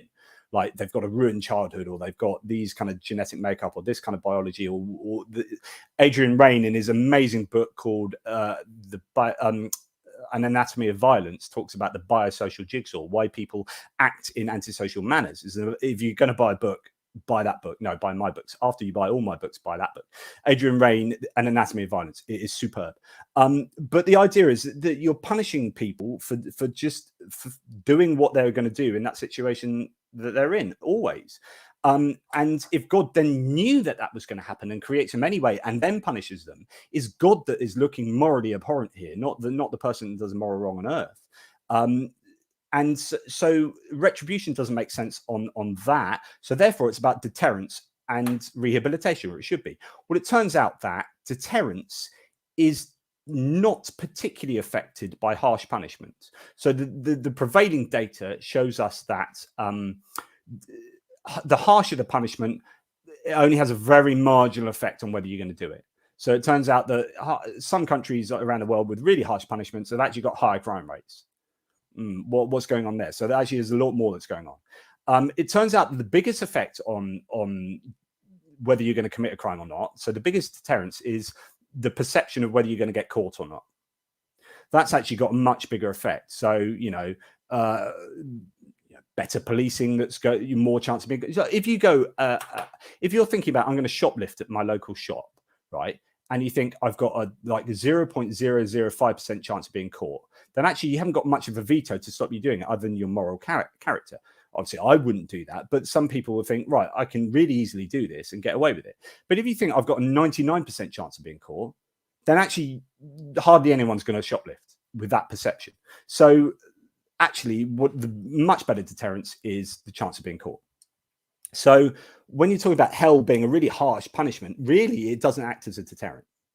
And then you've got rehabilitation. So what the idea of our prison service is you punish someone, you give them, so say the Norwegian system that only has a 20% recidivism rate in a lot of their crime, depends which crime it is, but that's the lowest recidivism. Like America is something like 83% on certain crimes. So it's just terrible judicial or the system of incarceration in America. It just is a broken system, and the rehabilitation doesn't work. So it's a revolving door. You do a crime, you go into prison, you actually learn some more skills, you go and commit more crimes, you come back, and blah blah blah. But when it works well, we skill people up, we treat them humanely. Like in Norway, you give them the skills, you send them back out in society, and they don't come back. Excellent. Hell, you're committing someone to hell. They stay there for eternity and they just get punished for eternity, literally forever. That's a problem. Sorry, that's a lot of me talking. Derek, you talk. No, I'm enjoying listening to you talk about this. Yeah, I think where do you even begin with this whole idea of hell? It's really complicated, because with the thinking that you're putting in, if it's not a deterrent and someone already feels like they already deserve hell, they might go, you know what, screw it, I'm going to get punished anyway, the worst. What if the opposite's true and they decide they're going to do even more at this point? I'm just saying there might be a few number. Just like you said, it isn't much of a deterrent. Well, there might be that few percent who goes, I'm going to hell anyway, I'm going to do everything evil I can possibly do at this point. Not many people do that. But my point is, it's like, it definitely affected me psychologically. My mom all the time still tries to call me, hey, honey, listen, I wanted to talk to you. I heard something the other night in my dream, and I just want to make sure that you say a prayer to God and stuff like that. Like, I don't want you to go to hell. And I'm like, it scares her, and so she's always constantly in fear. There's not a lot of data out there, but there is some data to suggest that belief in hell does lower crime rates a little bit, like hardly at all, very little bit. Interestingly, belief in heaven increases crime rates. So, there you go. So actually, if you believe in heaven and hell, whatever, doesn't. So for me, hell, like if you're going to do that, especially if you're going to commit someone in advance of creating them to hell and then create them anyway, it's just, I can't get over how morally abhorrent that is. But hell should be transformative. Is my opinion. Right. Like that. If I was all loving, again, what would we predict if we knew nothing else and we knew God existed and was all loving? I would think that all kind of punishment would have some transformative effect, which is why I think Christian universalism is far more attractive than these ideas of this retributive version of hell and so on. So, it's not transformative, and that's a real problem. Dale Allison Jr., I think, is a big fan of Origin, because Origin had something of a universalistic position. Yeah, I'm with you. Yeah. I'm tracking with you. I honestly don't know if there's much I could comment other than I read this horrible book that really screwed me up for months called A Divine Revelation of Hell by Mary Kay Baxter when I was younger. And she talks about how she went to sleep one night and Jesus appeared to her, took her by the hand, took her soul. Her body stayed in bed the whole time, by the way, in her house, took her soul, went up high and above the earth. It must have been probably a globe. I don't know. Either way, looked down and saw all these holes, these portals to hell. And then I'm trying to give you the nutshell here. He takes her down through these holes, and there's these souls or whatever spirits trying to reach out to grab them as they're going down these little tunnels, these little portals that go down into earth. Hell is in earth, and hell is in the shape of a human. There's a mouth. You enter in through the mouth of hell. And then he, through the whole book, supposedly, takes her through every section of the human anatomy in hell. And she was really good with words. Let's put it that way. The vivid imagination. You good? I just went into a portal into hell. That was so weird. Anyway, sorry. Okay? Yeah, I'm all right now. So Jesus takes her into the heart, which is the worst place of hell in her book, and leaves her. She starts getting tortured, and the worst things are happening to her, and she is screaming and tormented. And then she's going in agony. I can't even put the words out there. You'd have to read the book. Next thing you know, she wakes up in her bed and she's mad at Jesus. And then Jesus comes to her again a week later and is like, I'm sorry. I needed you to experience this. Now I need you to tell everybody about this place. I need you to So that's transformative. So that's transforming her, and that's acting as useful for informing other people. Now, it doesn't seem like the traditional version of hell, and again, it's not really evidence in the Bible. Let's remember this. The kind of Renaissance period brought Dante's Inferno, and the idea of hell seems to have really come from that kind of period rather than the actual Bible. But those understandings of an eternal torment are just not transformative at all. And the idea that God would have some kind of indignation I need to pause you for a second. Jesus only got her out of it as an experience so that she could write this book to tell others, you're never getting out of this. So yeah. I hope you didn't get a misunderstanding. Right. He left her in the worst spot in this place, hell, in her book, of course. Great imagination, because she wrote a book after that called A Divine Revelation of Heaven, A Divine Revelation of this. And she's wrote all these books that really sold. Turns out it's all about money. It had nothing to do with money. What do you mean, Jonathan? This is true. Sorry.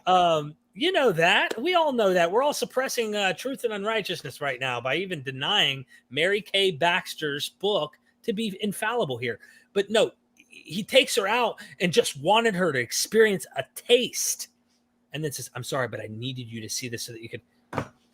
I'm I believed it at the time. It freaked me out. Just vivid imagination. Anyway. So this idea that God has some kind of indignation with the way that humans act. As I say in page 142 of my book, let's get this right. God designs and creates a universe knowing the outcome before creating. God creates a group of entities with the full knowledge before creating them that they will go to hell, and creates them anyway. And then it sends them to hell for eternity out of some sense of indignation and retribution. Ha! That'll teach you, for me designing you like that and knowing that you would do that. I'm going to punish you forever. Ah, ha, ha, ha, ha. Or, and this is just an idea, maybe God shouldn't create those people in the first place. That'd be a much more A much Loving. kinder, yeah, loving thing. So that gets us on to the next argument, chapter 21, which is God cannot be perfect or infinitely just, perfectly just and merciful. Classic argument, which is like these ideas that God has these characteristics that work together, but actually some of them don't really work together. And this is a classic sort of argument that some theists, try and answer, but I would just give up on it if I was them. So what does justice mean? What does just mean? Just, I would define this to mean acting or being in conformity with what is merited or deserved. So if you're giving someone a just punishment, you are giving them what they deserve or they merit. But if, on the other hand, if you're being merciful, you are acting with forbearance shown especially to an offender or to someone subject to one's power, acting leniently or compassionately. In other words, you are giving them punishment that they don't deserve. And that, so the idea that God is this merciful, wonderfully mercifully like God, and then God is also perfectly just, or is a just God, those two things don't work together. I'm sorry, they don't work. And actually, Dan Barker in his book Godless said, and this is, do you mind if I quote him? Yeah. So says, if God is infinitely merciful, he can never be just. If God is ever just, not to mention infinitely just, then he cannot be infinitely merciful. A God who is both infinitely merciful and just not only does not exist, he cannot exist. This is one of the positive arguments for the non-existence of God based on incompatible properties or incoherency. If God is defined as a married bachelor, we don't need to discuss evidence or arguments. We can simply claim a logical impossibility. In response, Rajabali, so he was talking about a debate where he brought this up, chided me for failing to think in multiple dimensions at the same time. When Quran says God is merciful and God is just, he went on, these simultaneous characteristics cannot be compartmentalized. We just understand them holistically. I guess that explains it, says Dan Barker. By the way, I also pointed out that if God is infinitely merciful, then I cannot go to hell. It wouldn't matter how I lived or what I thought. Infinite mercy would absolve me of any crime, no matter how great, including the crime of refusing to believe in God, accept his authority, or admit that I had done anything wrong. So yeah, that's just a nice little argument. Doesn't take long to think about. God cannot be, just and merciful at the same time. The one thing that I heard in a commentary a long time ago on Romans 9 from a Calvinist perspective on like this whole predestination and whatnot. Jacob I loved, Esau I hated. Before they were even born, God, like for his purpose of election, chose one and hated the other before they were even born, by the way. And then gets this part where he hardens Pharaoh's heart. And then it talks about, who are you, a man, to talk back to God or answer back to God? Like, does not the maker have right to make from one lump 2 lumps of clay, one for ordinary common use, throw it away when you're done with it, and then of course the special use? And without getting into the actual meaning of this text, the point is this commentator was like, don't you see it?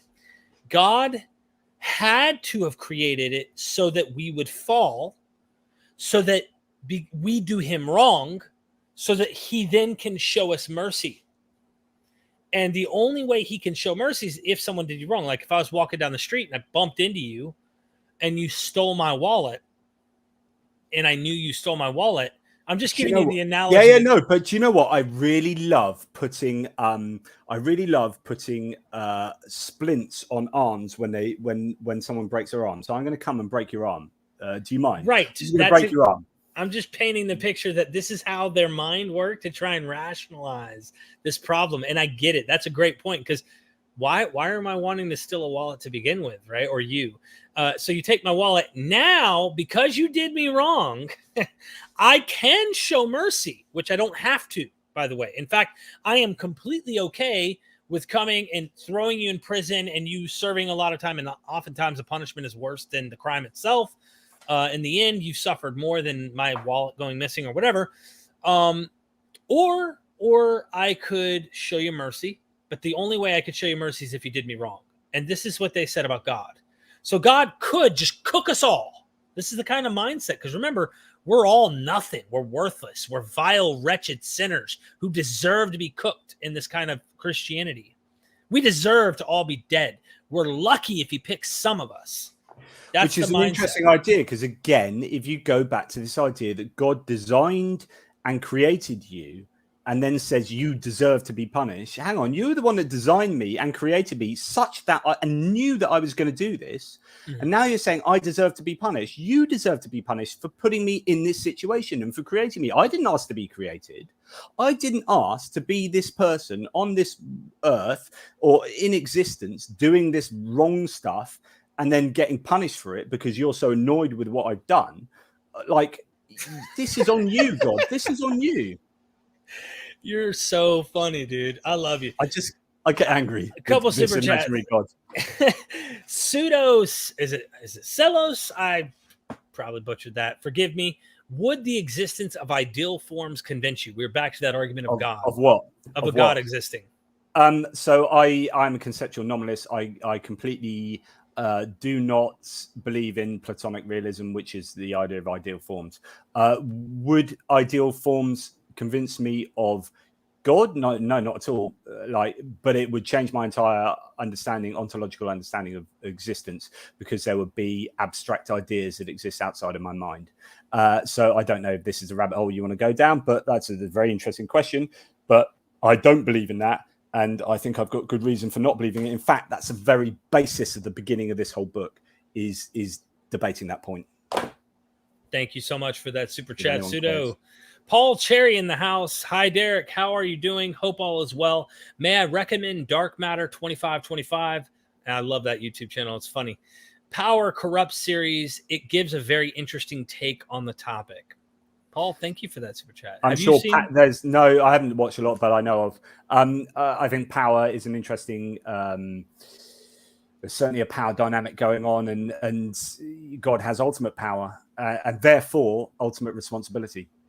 I don't think I've never really seen, and going back to this whole God knows everything in advance, designs and creates anyway, blah blah blah. I've said it 10 times already, but this is what gives God ultimate responsibility, and so therefore the idea that we deserve anything and we are at fault for X, Y, and Z is you're pointing the finger at the wrong person. You know, God is at fault. God is ultimately responsible because God is ultimately powerful. I've watched quite a bit of these episodes. I don't know how I wasn't subscribed, but definitely there it is. Power Corrupts. Just to give a shout out for the super chat. Thank you so much. I really appreciate that, Paul Cherry. And then we have Gray's 174 back. Is hell in the Old Testament? No, I mean, you get, Sheol, and you get these ideas that can be like that are the bases of later ideas, but I don't think really most of the Old Testament is annihilationist, really, and that's if you read Bart Ehrman's book, as I mentioned earlier, gives a really good synopsis of the Old Testament kind of views and how they changed a little bit towards the end in the intertestamental period. But even Gehenna, like the idea of Gehenna that some people think it means X, actually doesn't. Like, there's a really good section in again Ehrman's book where he says actually what people think about Gehenna is broadly wrong. But I'd have to remind myself about that. I may just have a quick look a bit later if I have time while you're banging on about something. No biggie. Thank you so much, Grays. Okay, moving to the next argument. I think, I don't know if you're moving off of that one. Were you trying to? Yeah, okay, so we're going towards 22, which is weighing our hearts, heaven or hell. And this is a pretty chunky bit of thinking to go on here. So which is, and I think you definitely have a lot to say on this, which is, what is it that gets us to heaven or hell? So if our hearts are going to be weighed, so you're going to go to heaven, you're going to go to hell. What is it that does that? So is it faith or is it deeds and works? And the problem is it can't be one or the other, exclusively. So if it's just faith, then what about all those people that have existed at times and places where they didn't have access to, got the knowledge of the Judeo-Christian version of God? And you've got all these people who exist who can't believe in Jesus, and if you believe in the scandal of particularity, which is an argument that says Jesus is the only way to access God and salvation, then you need to know Jesus, and if you don't know Jesus, you're up shit creek without a paddle. And so therefore it can't just be faith. But is it deeds? Well, if it's just deeds, someone can be good without believing in God and then get into heaven. So, and in fact, the Pope, I think, recently said that atheists can go to heaven. Well, that kind of makes a mockery of like faith. Well, what's the point in believing? What's the point in the old Bible and all these ritualistic moral diktats and ceremonial gumph? You know, what's the point of all that rubbish if you know you don't need to believe it? You can just be a good person and get to heaven. So therefore it has to be some kind of combination, one would think, of both of those. What are your thoughts on that? Yeah, no, I'm with you. I think there are versions of Christianity now, more in the Protestant sector, that are like trying to say, I mean, they go so far. It's like antinomianism. And I mean, there are Calvinist groups that I've heard preach and whatnot. And they're like, if you think for a second, anything you do, even the littlest thing, plays any part in your salvation at all, you're going to fall, down to the flames, like poetic imagination about hell. And you need to put all your faith in Jesus's work, not your own. And you have, there's probably some good people who think that actually just do good things as just good people on earth. But you got to imagine how many people probably hear that crap and they're like I can do whatever I want. You hear people say that, like, once saved, always saved. I'm always saved. I can do whatever I want. And they go and they can do whatever. This is exactly what we're just about to talk about. So, okay. So imagine that someone has acted really amazingly for like 90 years of their life, and then in the last week of their life, it becomes a complete murderous git and horrible, right? Or someone that's been horrible for all their lives and then does something really nice at the end. So they're Hitler all their lives, and then right at the last bit says, "Oh, I repent," and they're really nice for a little bit. Like who gets to go to heaven? Who gets to go to hell? What if you are because this then there's a real big problem here, because when do you get evaluated on you as a person that gets you to heaven and hell? Because we assume that death is a moment, but actually death is really, really arbitrary, right? And I was only really thinking about this yesterday. I had a bit of a light bulb moment where I was like, why do we think death is the moment? Like, if someone has been supremely amazing for like 90 years of their life and then spends the last week being horrible, and we just go, well, okay, well, at this point when you die, you were being horrible, so you're going to go to hell. And if Hitler, like a lot of Christians believe, that Hitler repented on his deathbed, then he would have been saved. Like, how can you be that evil for all your life and then at the moment, last minute, go, hey, I'm sorry? Why do you get judged on that bit and not on your 42nd birthday or your 93rd day?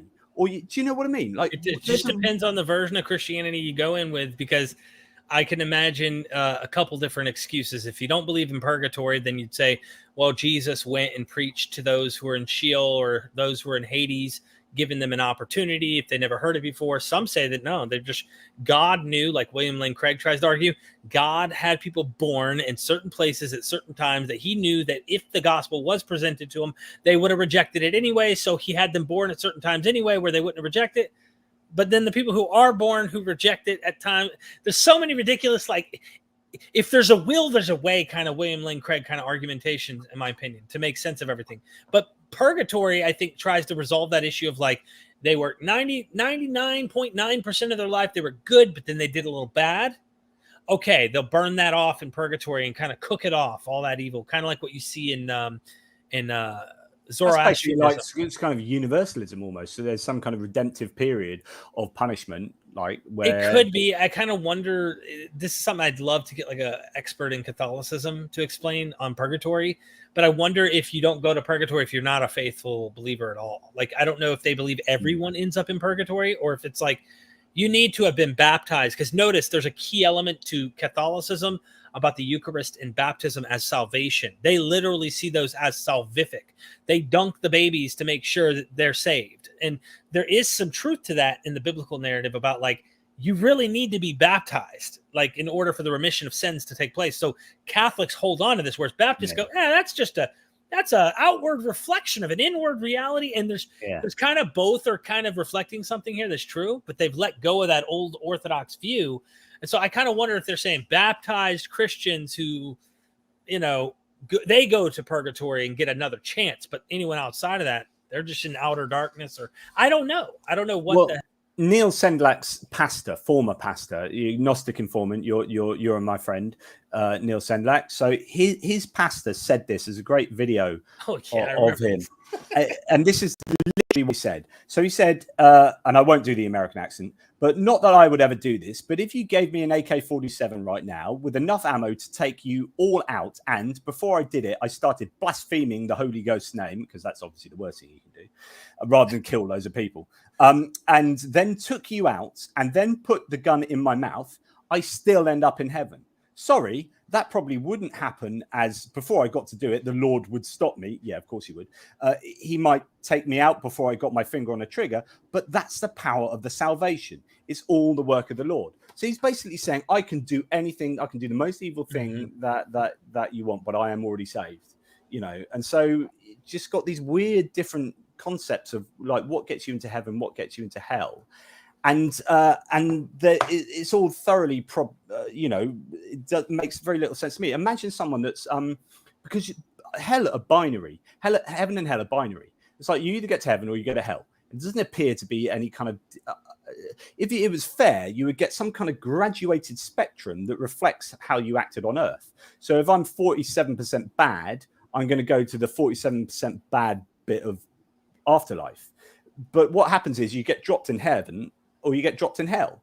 And that's a real problem for a spectrum of behaviors. So imagine you're 49.9% like bad, and you have to get 50% to get to heaven, and you just miss out, and you go to hell with like someone who's 99.9% bad. And if you just get into heaven, like 50.1%, but you're in there with someone who's like saintly at 99.9%, then how is that fair? Like the whole notion of a binary outcome to a spectrum of performances, if you like, on Earth is I think just absolute nonsense. It goes into martyrdom too. Like if you look at the martyrdom theology, if you become a martyr for Jesus, which means you go and you are killed for Jesus' sake. You went to try and preach the gospel in a Muslim land, or you went to whatever, and you get killed, persecuted, martyred, you get automatic direct access to heaven. And this is actually, from what I've been told, I don't know this firsthand, so I could be mistaken here, but I've heard this. This same martyrdom concept we hear in jihad and certain forms of Islam. And if you went and you did whatever you wanted, let's just say, but you really wanted to make sure you go to heaven, because from what I understand, I could be wrong about this too, but most Muslims aren't certain of where they're going to go when they die.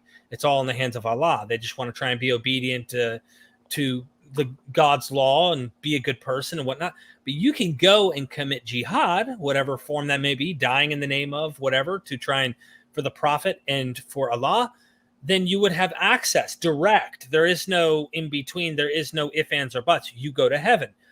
Another thing I was going to throw out there, I mentioned this earlier at the beginning of the stream, about if you steal an apple, right? There's probably in modern society, if you stole an apple and you're underage, you'll probably just get like a big warning. Hey, like, don't do that. Okay, that's wrong. Someone worked very hard, a farmer to the whatever, you're being a thief and it's not good.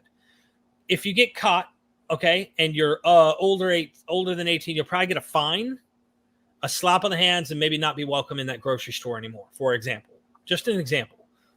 Now, can you imagine, we get abhorrent about the idea that in some countries, if you steal, they really cut your arm off. Like, I'm not just saying this, or your hand. Your hand off. Yeah. They legitimately cut your hand off for trying to steal an apple or trying to steal food. Some people have been locked up in history to death for to survive, for being thieves, to try and take food. My point is, there are videos that have circulated online where I've seen people's heads get cut off, things like that. And it freaks me out looking at it. Like a real human's actually doing that to somebody. And we freak out. But when it comes to God, I've never heard people sound more crazy and not realize it, because it's so easy to speak about things that aren't really happening, that we don't see, that we have no evidence for, to act like God's going to cook you forever. Well, of course, you're already deserving of it. And children are not moral agents, but in the Bible, 42 of them got mauled by a she-bear for calling someone a bald head. on, at the direction of God. So yeah. I'm just saying, if you equate the justice system here, it's like someone steals an apple, they're going to get burned for all eternity, agonizing and scream and torment and whatnot. But in real life, that person who probably believes that doctrine, could watch a video of a law in another country, let's say an Islamic country, where they cut someone's hand off for being a thief, and you will say, you evil, horrible people, or you're so backwards, I can't believe you're doing that. And you're going, your belief is that your God is going to do you can't even talk about cutting off hands here. It's unbelievable. Yeah. That's the kind of I don't know if that's cognitive dissonance or what that is. Yeah. So other issues. So do babies go to heaven? So, do they get there as babies? So, you hear this that baby died of cancer. It's okay. It's living in heaven for eternity. What, as a baby? What about blastocyst? Like a fetus? Does it just exist as some kind of floating fetus? And then you're thinking, okay, so then you start hear some of these theories oh no, it becomes what it potentially would have become. Well, what if the baby would have become pretty horrible? Does that baby go to hell? What that baby was actually going to become a murderer? Who get, and it's so you get to be in heaven what you potentially could have been. Well, in one world, I could have been way better. I could have been the most God-fearing Christian, just not in this world. So why, and then this leads on to another argument, which is about possible worlds. And this will come up later in another argument in much bigger fashion. But the idea is that God has all these, an infinite array of possible worlds that God could create, right? So you take Derek Lambert. He could create Derek Lambert in any number of worlds, right? He's created you in this world, world 1, W1. Let's call it W1. So the best one. No, I'm just kidding. Go ahead. well, actually, no, it has to be. So this literally, if God is all loving, this literally has to be the best, either the best world now or the best way to the best world. So you're absolutely right. So God has created Derek Lambert in W1, but imagine he created Derek Lambert in W2 and you remained a God-fearing Christian in that world. It just, you didn't have this period where you lost your faith. Things happened, the environment was different, and you became, so why is it fair that God has created, why is it fair for you? I'm only thinking about Derek here. Why is it fair for you that you've been created in W1 and you go to hell, and not W2 where you would have gone to heaven?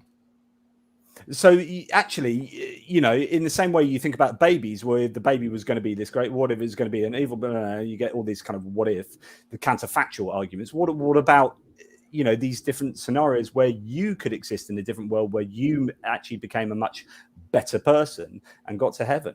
So it's really unfair that God creates this particular world for you. There's so many problems that you just brought to my attention about some of these ideas about, well, was the baby baptized? This is stuff like real Catholics will be saying, was the baby baptized? If the baby is baptized, the baby went to heaven. And these are newly born. But the baby has no choice in that. It's not an intentional agent. And that's where original sin plays their role in their doctrine. But there's so many problems because some Christians think that's ridiculous. And they go, are you kidding? The baby's innocent. And that's when Neil did a recent interview that he did a show, if you will, about the recent injustices, if I can call them, in America's law, the way that women are being treated. And he's like, you Christians, don't you realize how many more people are going to hell now? Because he did a reverse psychology, because he's like all of these fetuses that become babies now that are going to grow up and they're going to probably commit so many crimes, especially in the environment where a mother can't take care of them. You're absolutely right. There's a really interesting anti-natalist argument for the argument.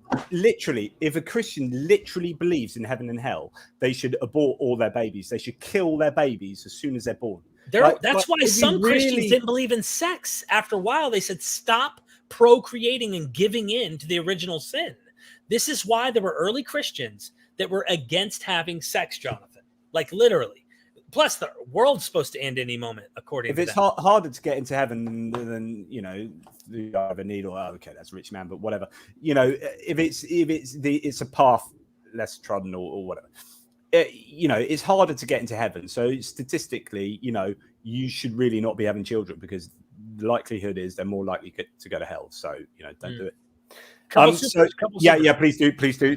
Beta says, Derek, you have no idea how glad I am. I found MythVision and by extension, Gnostic Informant, endless entertainment, and true gnosis.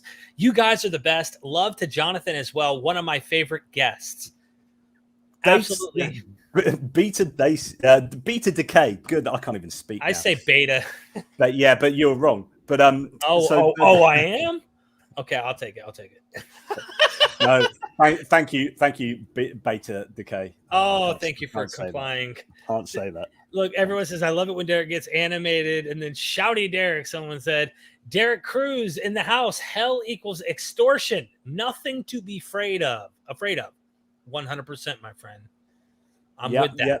So again, it's like it is, I call heaven and hell mimetic failsafes. So if you believe in meme theory, at its basic level, it is obviously true. So memes are a bit like genes in the fact that memes are ideas, right? And if they are ideas that have some kind of value to you, then they stick around. If ideas don't have any value, they kind of get lost. It's like survival of the fittest, right? But so why do things like a memeplex, like a whole structure of different memes of ideas, is a religion? A religion is like a network of memes, like a memeplex. So why is it that Christianity, for example, as a memeplex, sticks around? Well, they have what I call mimetic failsafes. Mimetic failsafes are heaven and hell. So if you're going to say, if you don't believe in this, you will go to hell, which is the worst thing in human conception. And if you do believe in this, you will go to heaven, which is the greatest thing in human conception. There is nothing greater. I've talked about this already, the carrot and the stick. No greater carrot and stick than that in human conception. So you are presenting why does this thing stick around? It's because you have given the most ultimate emotional blackmail in order for people to continue believing. So it is a form of extortion. I have to play a little snippet here just because, I mean, it's that good. And you and I have seen this. I guarantee you, when Bishop Spong, if he was still alive, I would have interviewed him. And I'm fairly confident Bishop Spong. At least you've heard. Yeah. I've quoted him a number of times. Let's see if we can. I'm waiting on this commercial. Okay. Let's see what we get here. 4x3. I happen to believe in life after death. I don't think hell exists. I happen to believe in life after death, but I don't think it's got a thing to do with reward and punishment. Religion is always in the control business. And that's something people don't really understand. It goes on and on. He pretty much says, the furnaces, let me fast forward because I don't want YouTube dinging me. You know how YouTube is. Mm-hmm. And it's part of a control tactic. But wait a minute, you're saying that hell, the idea of a place under the earth or somewhere where you're tormented for an eternity, is actually an invention of the church. I think the church fired its furnaces hotter than anybody else. I love it. Yeah, that's brilliant. Brilliant. I love it. Thank you so much. What is the most convincing hell theodicy? I think that wraps up our super chats. Yeah. Hell theodicy. So meaning the theodicy, which is an explanation of why suffering exists on Earth. I need that explaining a little bit more. Most convincing.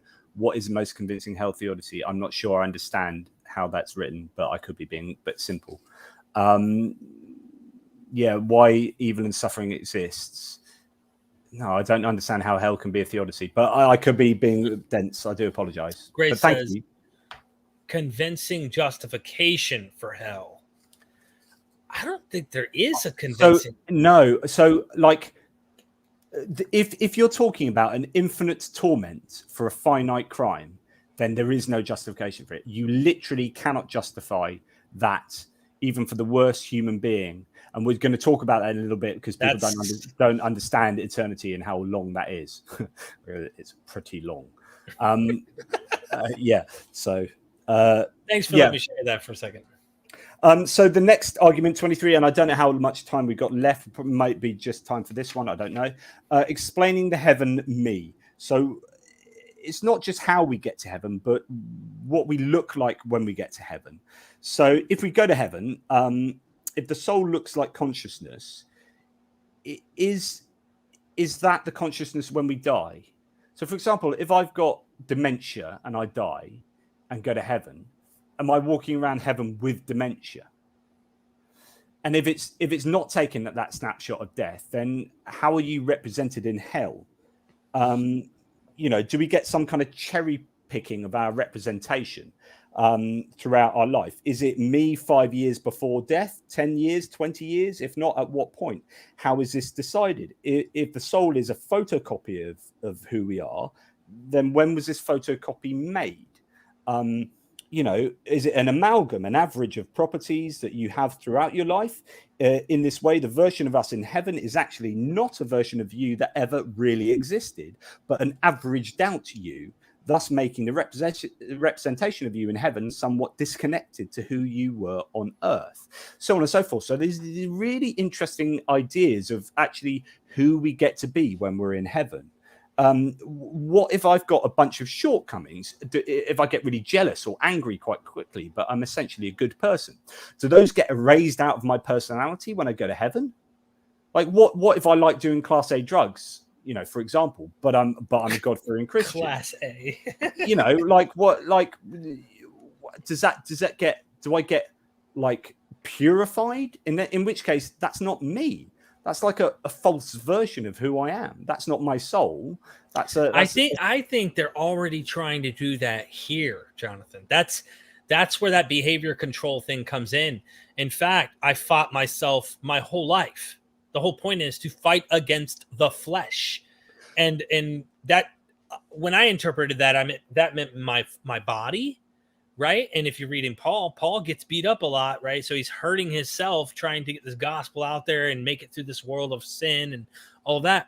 But like natural things were wrong, like absolutely totally normal, actually healthy, normal, natural things were evil and yoga.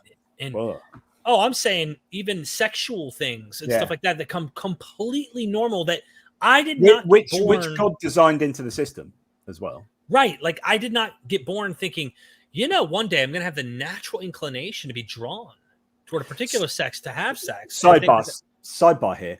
There's an interesting point. So again, what data? What does the data best support? Naturalistic atheism or OmniGod theism? Right. So what happens is pain and pleasure match evolutionary pressures really well. They do not match Christian moral behavior. So actually, if you were really an all-loving God, you'd give all the things that were morally good would be pleasurable, and all the things that were morally bad were painful. But actually, there's a bit of a mix going on, and that's not what you predict with an all-loving omni-God theism. But it is what you predict, understanding how behaviors evolved through evolution. So it's just an interesting sidebar there. And the question is, would you want, this is just a common idea now. I realize in my head, like, I wouldn't want to change who I am to try and fit into a place that doesn't even come natural to me. Like, what am I aspiring to become something I'm not? I don't see any reason. I love who I am now. Like, I was supposed to hate who I was before, it seems, because you're like, oh, wretch that I am. I'm a wicked sinner. I'm the lowest of I'm a scum. That's my existence. I'm dung. My righteousness are filthy rags. The best I am is a dirty rag you see a mechanic pull out of an engine, okay? Like, what the heck is this, man? I believed this. Now you know why I'm so glad that I have MythVision and I recognized what the heck is going on and went, no, I'm done. I love who I am. I'm happy to be who I am.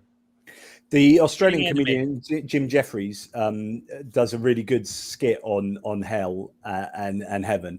He's like, why would I want to go to heaven and see all my family, like and my priestly uncle Bernie that I used to have to sit on his knee, and and all this But he's like, well, I want to go to like all the people that are taking drugs and prostitutes and sex and stuff. That's where I want to be. He's like this really interesting skit on like the guys I like are down there now. What the heck is going on? Like, take me to hell. Maybe Jesus was trying to hint to us when he was going to those prostitutes and tax collectors. Maybe he was trying to tell us something. I don't know. Yeah. So as I continue, do you get kind of a slight part of you get erased, or I'm a decent person, but I have this or that vice. Do these personality traits and vices get eradicated? So I'm being fundamentally changed for access through the pearly gates, so that I am not at odds with the idea of heaven. What about if a baby or a fetus dies? As I said earlier, are they just sitting in heaven as a baby, unable to do anything but blissfully sit there smiling, but certainly not crying? What about a blastocyst? Are they sitting in heaven as clusters of cells without any kind of consciousness, ability, or experience or rationality? Or are souls a potential you? So who you could become in some kind of utopia? And again, it's all those problems that we were talking about earlier. And then you're thinking, well, again, you get back to like, what is the soul? Is it just, again, like, how does it represent me? Is it like a balloon that's just tethered to me? It's not really part of me and who I am. Or is it me? And then how does that get represented in heaven? There's just so many problems. And what Christians do and theists do is they bend the idea of heaven to try and accommodate all these problems. And heaven just becomes some contorted, like abstract construction that has been built out of necessity. There's absolutely no evidence for it. It's just like, well, I want heaven to exist. There's some ideas of it in the Gospels, so therefore it exists, and I'm going to construct it in this way because it's such a problematic idea. Well, can we point out one problem with heaven too is the location. Originally, they're thinking above the firmament there's the throne of God behind this like layer of solid rock that heaven is made out of, where windows open and water comes out. So maybe they originally thought that you go to this place on the other side of a certain point out there when you're looking up at night and you're seeing the sky with the stars, which are angels and all that. Eventually we kind of explored and we have ways to look and we go, hold on, nobody's out there. Heaven's another dimension. It's like a whole nother, and it stopped becoming a location, of like a reachable location that we have. And we started going, oh, maybe it's just in another dimension. Heaven's kind of right here, just in another realm or some other abstract idea. Like you're saying, it becomes unfalsifiable. Everything like God's body. God had a physical body. What happened? Greek philosophy, my friend. Okay, well, where's God's body? No, God never had a body. God is all powerful outside space and time. And you go, oh, so you keep hiding, you're moving the piece Classic. where I can never get to it. Yeah. And I feel like heaven's the same thing. Yeah. So I'm writing. I'm involved in 5 book projects at the moment. One of the books I'm writing is with Dr. Aaron Adair, who wrote the Star of Bethlehem: A Skeptical View. So my good friend Aaron Adair. So we are writing a book on the impact on religion, particularly Christianity, but actually all religions, of the discovery of intelligent extraterrestrial life. Okay, so really, really interesting idea. We're doing a whole bunch of research, and the idea that if you discovered all the intelligent alien life, how would it affect incarnation of God as a redemptive, salvific like entity? And would there be like a billion Jesuses if there were like a billion moral civilizations around the universe? And how could God be in a billion places at once as an incarnated being, and all this kind of stuff? But what's quite interesting is, before we get there, it's like the Bible tells us about cosmology and it gets it really, really wrong. Like you're talking about the firmament earlier, and the biblical cosmology is fundamentally incorrect. And we have a situation where the Bible is lying to us. There's divine deception going on here. I gotta caveat this. I want to defend the Bible when I do what I do on MythVision, because if you buy into the crap that's peddled today, so me and Jonathan, I think what he means to say, he's saying the stuff that people are trying to say, it is not factually correct. We know that. What they believed then, I mean, we're not knocking them at the time for what they thought. Oh no, yeah. I'm just making the point, like, but if that's a universal revelation, right? Goodness me, God is by not setting the record straight, God is deceiving, right. So I've written my whole bit on divine deception in this new book about if aliens exist, is it deception not to tell us about it? And there's lots of ins and outs. So this is quite an intricate sort of set of arguments. But if we expect God, if we expect to be told the truth about how the cosmos works, and we're told a lie, we're told, not the truth, then that looks like a deliberate lie and deception, and actually that's morally problematic. So, there's some really interesting ideas, but essentially the biblical cosmology is wrong. The Bible is just wrong. So that's why it's a human book, and that's why I want people, no matter where they are, to see that. Where are we at on arguments too? I don't want to. Yeah, 24. So if it's wrong there, my point, if it's wrong there, it's probably wrong in a lot of places. So do we need to stop here at 24? Yep. So this can be the last argument. Yep. Okay. Okay. We've all got lives to get to, including all the. Because that means we still got 25, 26, 27, 28, 29, and then 37. Come on, we got to have a Sabbath of arguments left, right? 7 more arguments left, which means we probably have a couple more episodes. I'm not even kidding you. We're kicking butt, man.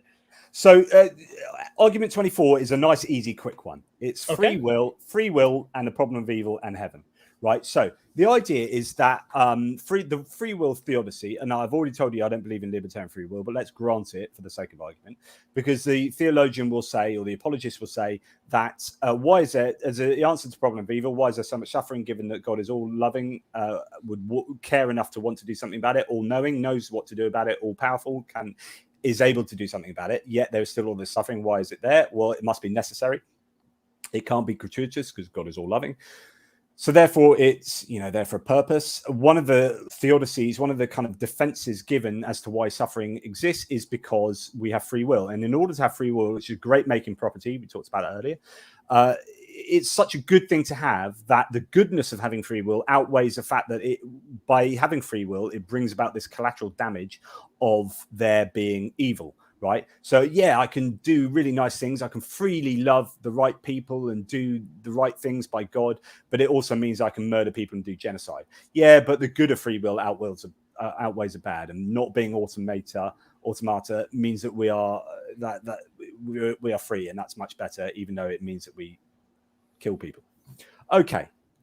If it's a great making property and it's essential to human existence, then one would assume it has to exist in heaven, especially as we as souls are intentional agents, as souls supposedly are, according to Swinburne. They are these things that are causally responsible for our freely willed decisions. They go up to heaven. There must be free will. Otherwise, we are robotic automata in heaven. Right. So therefore, there must be free will, but there can be no pain and suffering, which means that you can have existence where there isn't pain and suffering and there is free will. In other words, that defeats the theodicy of free will, the free will theodicy on earth. And it means you can have perfect moral existence on earth and free will. So why don't we? Right. So it might be really difficult to get, but God could, out of all the infinite possible worlds, choose a world in which we all just happen to choose morally well all the time. Right, because that's what supposedly heaven's going to be. But that's the big problem I have, is because you look at this idea of fallen angels or sons of God, if you want to say they're Elohim, they come from heaven. Let's just say they have free will. Who's to say when you get to heaven, you aren't going to fall down on your ass again in the future?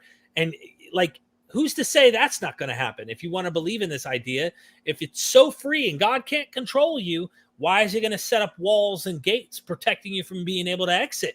He can't. He's limiting your will on what you can and cannot experience based on going to heaven. And the weirdest thing I ever heard is when someone said, God loves you so much and he gives you so much free will that when you're in hell cooking and dying, you freely want to choose that, though. Because you hate God so much. And it's like theory that you keep continuing to sin to stay in heaven, hell forever. It's like, because you'd really want to do that, right? It's the dumbest thing I've ever heard anyone say. Have you ever been in a house fire and almost couldn't get out? Have you ever been in a situation where you thought you were going to die? I mean, I've swam in Puerto Rico, swam in little caves, went face to face with a manatee, and I thought it was a shark. And I was stuck in the cave trying to get out, and I was panicking. This is it. I'm dead. I wished nothing more in light of danger than to escape. I would have done anything to try and survive.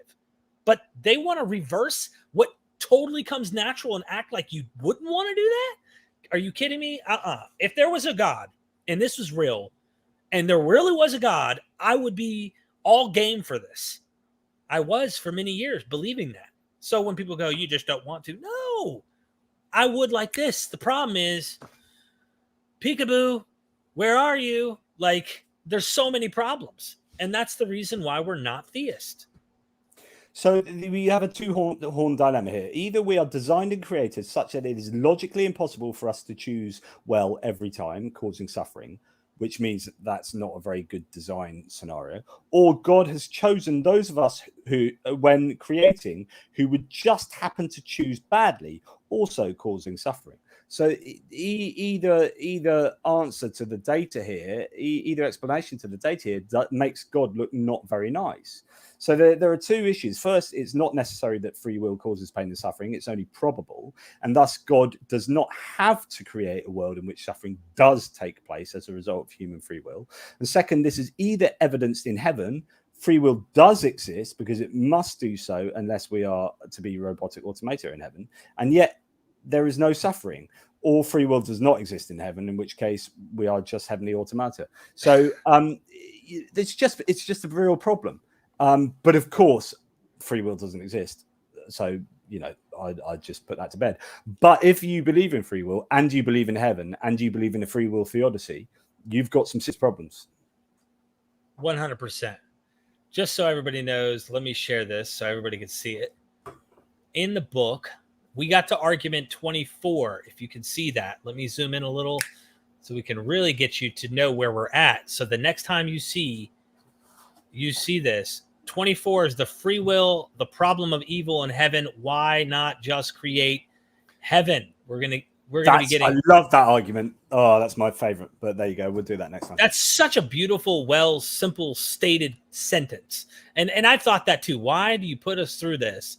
Why not just make heaven? And I've thought about that as a believer and never really thought, oh, this is somehow working against all of my whole worldview. Let's get to the super chats. Or did you want to make a comment first? I was just going to say, before, we're not going to do that argument tonight, but there's a really good debate between Ray Bradley, an Australian philosopher, and William Lane Craig. And Ray Bradley, I think, wins that debate on why not create. He has a really interesting argument, which we'll talk about next time. He doesn't take it far enough, and he could have had Craig really on the ropes, but it's a good debate anyway. And Craig really failed to explain why God ends up creating people that are just going to be punished. Right. If Daniel Whitaker, the cost of sin is eternal damnation. Jesus, who supposedly paid this debt collectively, had a bad weekend, then got to be God. Down payment? So that's it. That's really interesting. So yes, sin is eternal damnation in hell, and yet if Jesus is paying for all that sin, which is weird because he apparently hasn't paid for it all because we still go to hell. Oh, I don't know. It's all a bit weird, but he only just has like 3 days of like no one really knowing where he is, and then he pops up to sit on his own right hand for eternity in heaven. It's just like, yeah, is that really like, I mean, atonement doesn't work anyway. We talked about this in the previous episode on the resurrection. Like, the atonement doesn't work, but if you're going to sacrifice yourself to sit on your own right hand for eternity in heaven, I don't think that's a particularly big sacrifice, and I'm not quite sure how it pays for things that you've designed to be like that anyway, like, and then demanded payment for. Just like, none of it makes sense. You're on mute still. I said it's weird. Yeah. Thank you for that super chat, Daniel. I really appreciate the super chat and the support. Feel free if you want to ask a question before we go, everybody. I'm going to start plugging away here for his books. Of course, those super chats today, I really appreciate everybody's support. It keeps us doing what we're doing here, bringing the arguments. Zooming out a little so we can actually see what's going on here. And if anyone has read the book and does like it, please put a review on Amazon or anywhere. It really does help. Amazon needs the reviews. Leave a review after reading the book, and I'd love to hear your comments. You can even email me afterwards, Derek@MythVisionPodcast.com, and I will reach out to Jonathan too and be like, hey, check out this what they had to say about the book. Please get a copy of the book on Kindle or paperback. You can get it used, I guess. Why is it more expensive than brand new? That makes it's not used though. That's the third party sellers that I don't know why they often put used, but they're generally not used. That's so weird. I was going to say, get a copy of the works. He's got a lot of different works actually. So go and check out books, plural.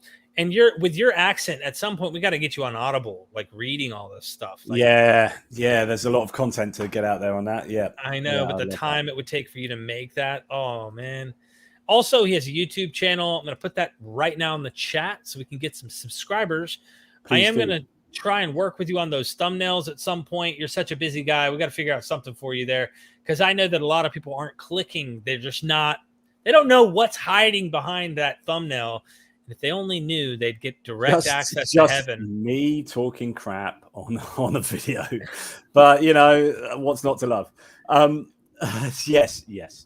I'm going to have a party at some point soon. When I hit 1,986 subscribers, I'm going to have a party. So that's going to happen.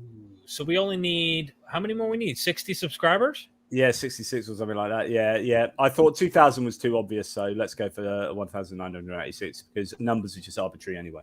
Can we look, there's 276 people watching, both on Facebook and YouTube. Can we get him up? He'll throw a party if we can get the subscribers up. Like at least in the next 5 minutes, 4 minutes, whatever. I want to come back and hit refresh, and I hope that this has changed from a 2 to a 4. Am I a prophet? God, goodness me. Am I a prophet? I'm going to have to buy myself a new outfit.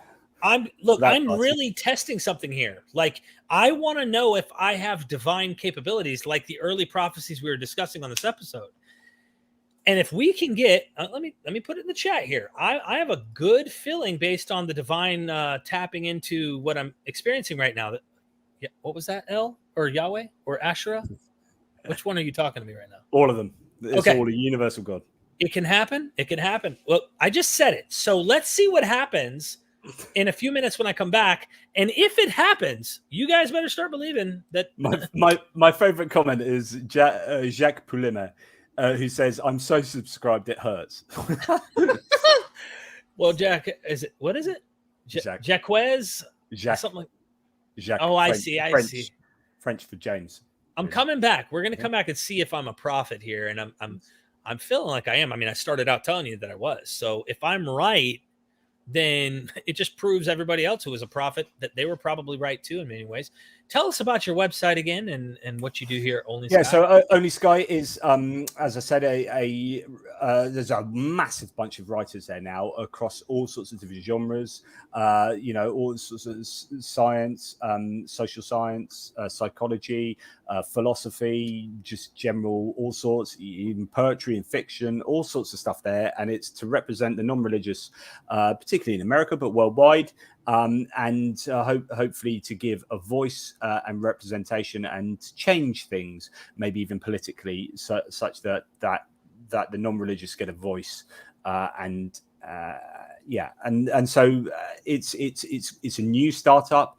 It's growing. It's going really well, and there's just loads of really wonderful content there, and also stuff that isn't just like overtly non-religious, but just news stories that are told by non-religious people, and occasionally it might be that element is seen through a non-religious lens. In the same way that you see the White House press briefing, and there might be like the Catholic, media organization asking questions. At some point down the road, we'd love to have an Only Sky reporter, like in the White House, asking questions from a non-religious perspective. Because the idea is that the demographic is shifting, and if you're going to, if going out to get money to back an organization like this, if you're going to go out and try and sell your organization, you want to be selling it the fact that demographic is growing and it's only going in one direction, which the non-religious segment is. So it's hugely important, but yet underrepresented. And in fact, the religious right in America, or particularly the religious demographic in America, is massively overrepresented. There are no outright atheists in Congress. There are people that claim they're kind of secular and humanist, ways of saying it a bit more politely, if you like. But really, that needs to change. There needs to be a normalization of atheism, and it needs to be just part of the public discourse. I keep looking at this image, like I'm stuck on this image of how satisfied this cat is right here, and I'm looking at what is this, bull horns of a dead bull? Probably a water buffalo, yeah. So its suffering is this cat's pleasure, and so we talked about this in a previous 30 arguments episode. I think it was episode 2. Mm-hmm. Maybe it was the last episode, actually, where we talked about the problem of animal suffering and why is there carnivorousness and why don't we all photosynthesize? If God was all loving, what would you predict? Again, go back to abductive arguments. What would you predict? Would you predict carnivorousness with OmniGod that's all loving? Not if it loves its creation, right? Like half the animals on Earth have to cause pain and suffering to other animals to merely exist, right? So if you were all loving, carnivorousness would be right out. It just wouldn't be a thing, and yet it is, because naturalistic evolution. Because we don't need to explain that. I'm coming back. I'm having a new tickle in my my fanny pack down there, and it's saying that the 9.2. It's going to say 9.5 actually. I don't know why. I had an update from Asherah upstairs. She told me, get out of my way, Yahweh. Get out of my way, El. She was married to both of them and their father and son. It's really weird what goes on in heaven. But she's saying it's going to be 1.95K, not 1.94. So there was an update in heaven. And so I'm going to come back to you. I'm going to refresh. Please subscribe. You know what? Just to make sure that Asherah's right, because I know she's right. Duh. I'm putting it again in the chat. We're going to come back and check it out. And let's go ahead and come back to MythVision's Patreon real quick, just to tell you a little bit about this. I've been busting my hump. I've been editing. I've got a video right now uploading where I spent 2.5, 3 hours talking about Paul. We're going to come back to that. Lots of videos. This one was another one on Paul, deep dive, understanding Paul. This one right here, Jesus versus Caesar. John Dominic Crossan is the man. He's so much fun. This one is on Islam, and could Mecca have been in a different place? This is a serious question. From this place in the middle of nowhere, could it have been up north somewhere and it was relocated into the south? We get into this. We talk about this. I bring up visuals, all that fun stuff. Jesus the magician, mark of the beast. You want to know what that all means in Revelation? John Dominic Crossan again. Book of Revelation. This is a snippet from Del C. Allison Jr. in his kitchen. James Tabor. This one right here we did that live when I did it with Steve Mason. Another one with John Dominic Crossan. She's awesome. You know, Francesca. I should be interviewing her at the end of summer. It's hard to get her on. You see that, don't you? This was with an open theist, God can't, which you'll be interested to see this. Me and him have a lot in common on what we would hope for in the world around us. But he just says, God can't. So he's a theist who believes, and it's an interesting discussion. You're not going to miss that. That's on Patreon as well. And the list goes on. Like, you keep going down, and finally you hit a dead end, you hit load more. I'm giving people time to make sure that they know this prophecy is true. This is how confident we are as prophets. You know what I mean? And so this is what we do, right? It's so true. We're not afraid. Come on, update, upload. Come on. Gave a special thank you to the patrons who help support me. You can join for as little as $3 a month. And of course, you can always join for more than that if you so please, because I believe humans are inherently good, not bad. Okay, it looks like Asherah is saying you don't need to wait any longer. I'll be pretty surprised if Asherah hits the nail on the head on this one, because if I hit refresh and everybody subscribed and it's at 1.94 and not 1.95, then one of the male deities in heaven was accurate. But I'm fairly confident that women are right and men are usually wrong in many respects. So I'm thinking it's a 1.95 here. What do you think, Jonathan? Do you think I'm a prophet? I think it's 1.95, but I have other reasons for thinking that. Oh, really? Yeah. Should I refresh? Yeah. All right, get the drum roll going, brother. No, you gotta go. You're like, here we go. Here we go. Here we go. Here we go. Oh! I told you Astro was talking to me. Now you can do your speaking in tongues. You see what I'm saying? I'm telling you, I knew that from now on, when someone doubts the prophet of God, MythVision, Derek, let them know. Proof, evidence right here. How could I have known? I mean, this had to be that upstairs connection that I have. And everyone right now, you are eyewitnesses. Don't wait a generation to write a gospel about this. Write it now. And we can create a religion right now. And people will be convinced and go, you know what? They really were there. This was not like hearsay. You were all eyewitnesses. It was like 270 something, not 500 that we don't know about their accounts. Everybody go write a gospel right now.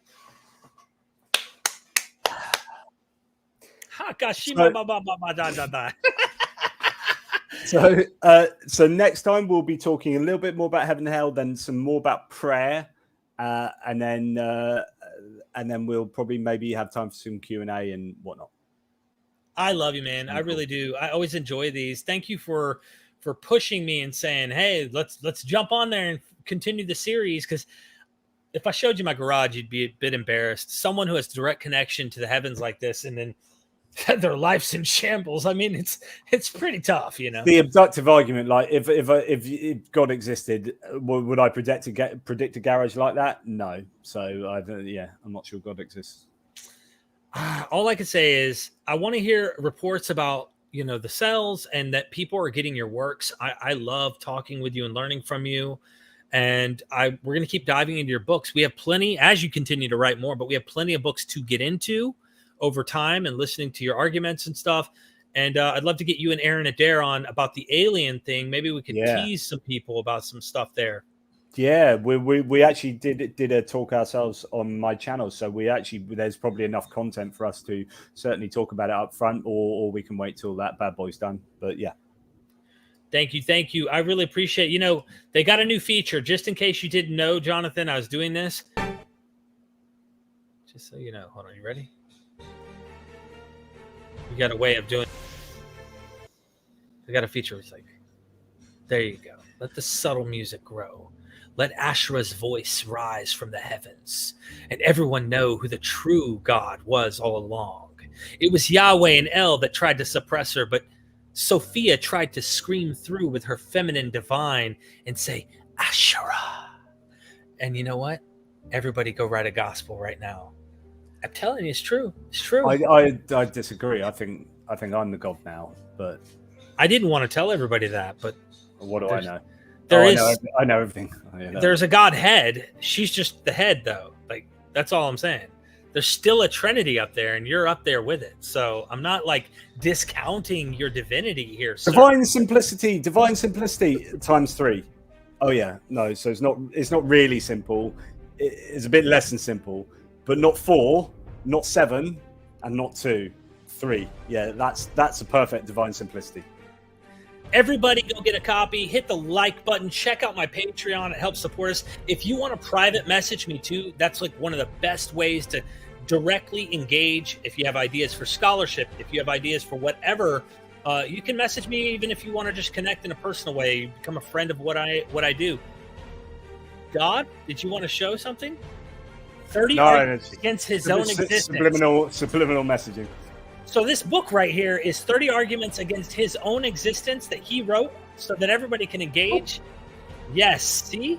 Like the video, drop a comment, share this out there, let everybody know. You know how it goes. And never, ever forget, we are MythVision.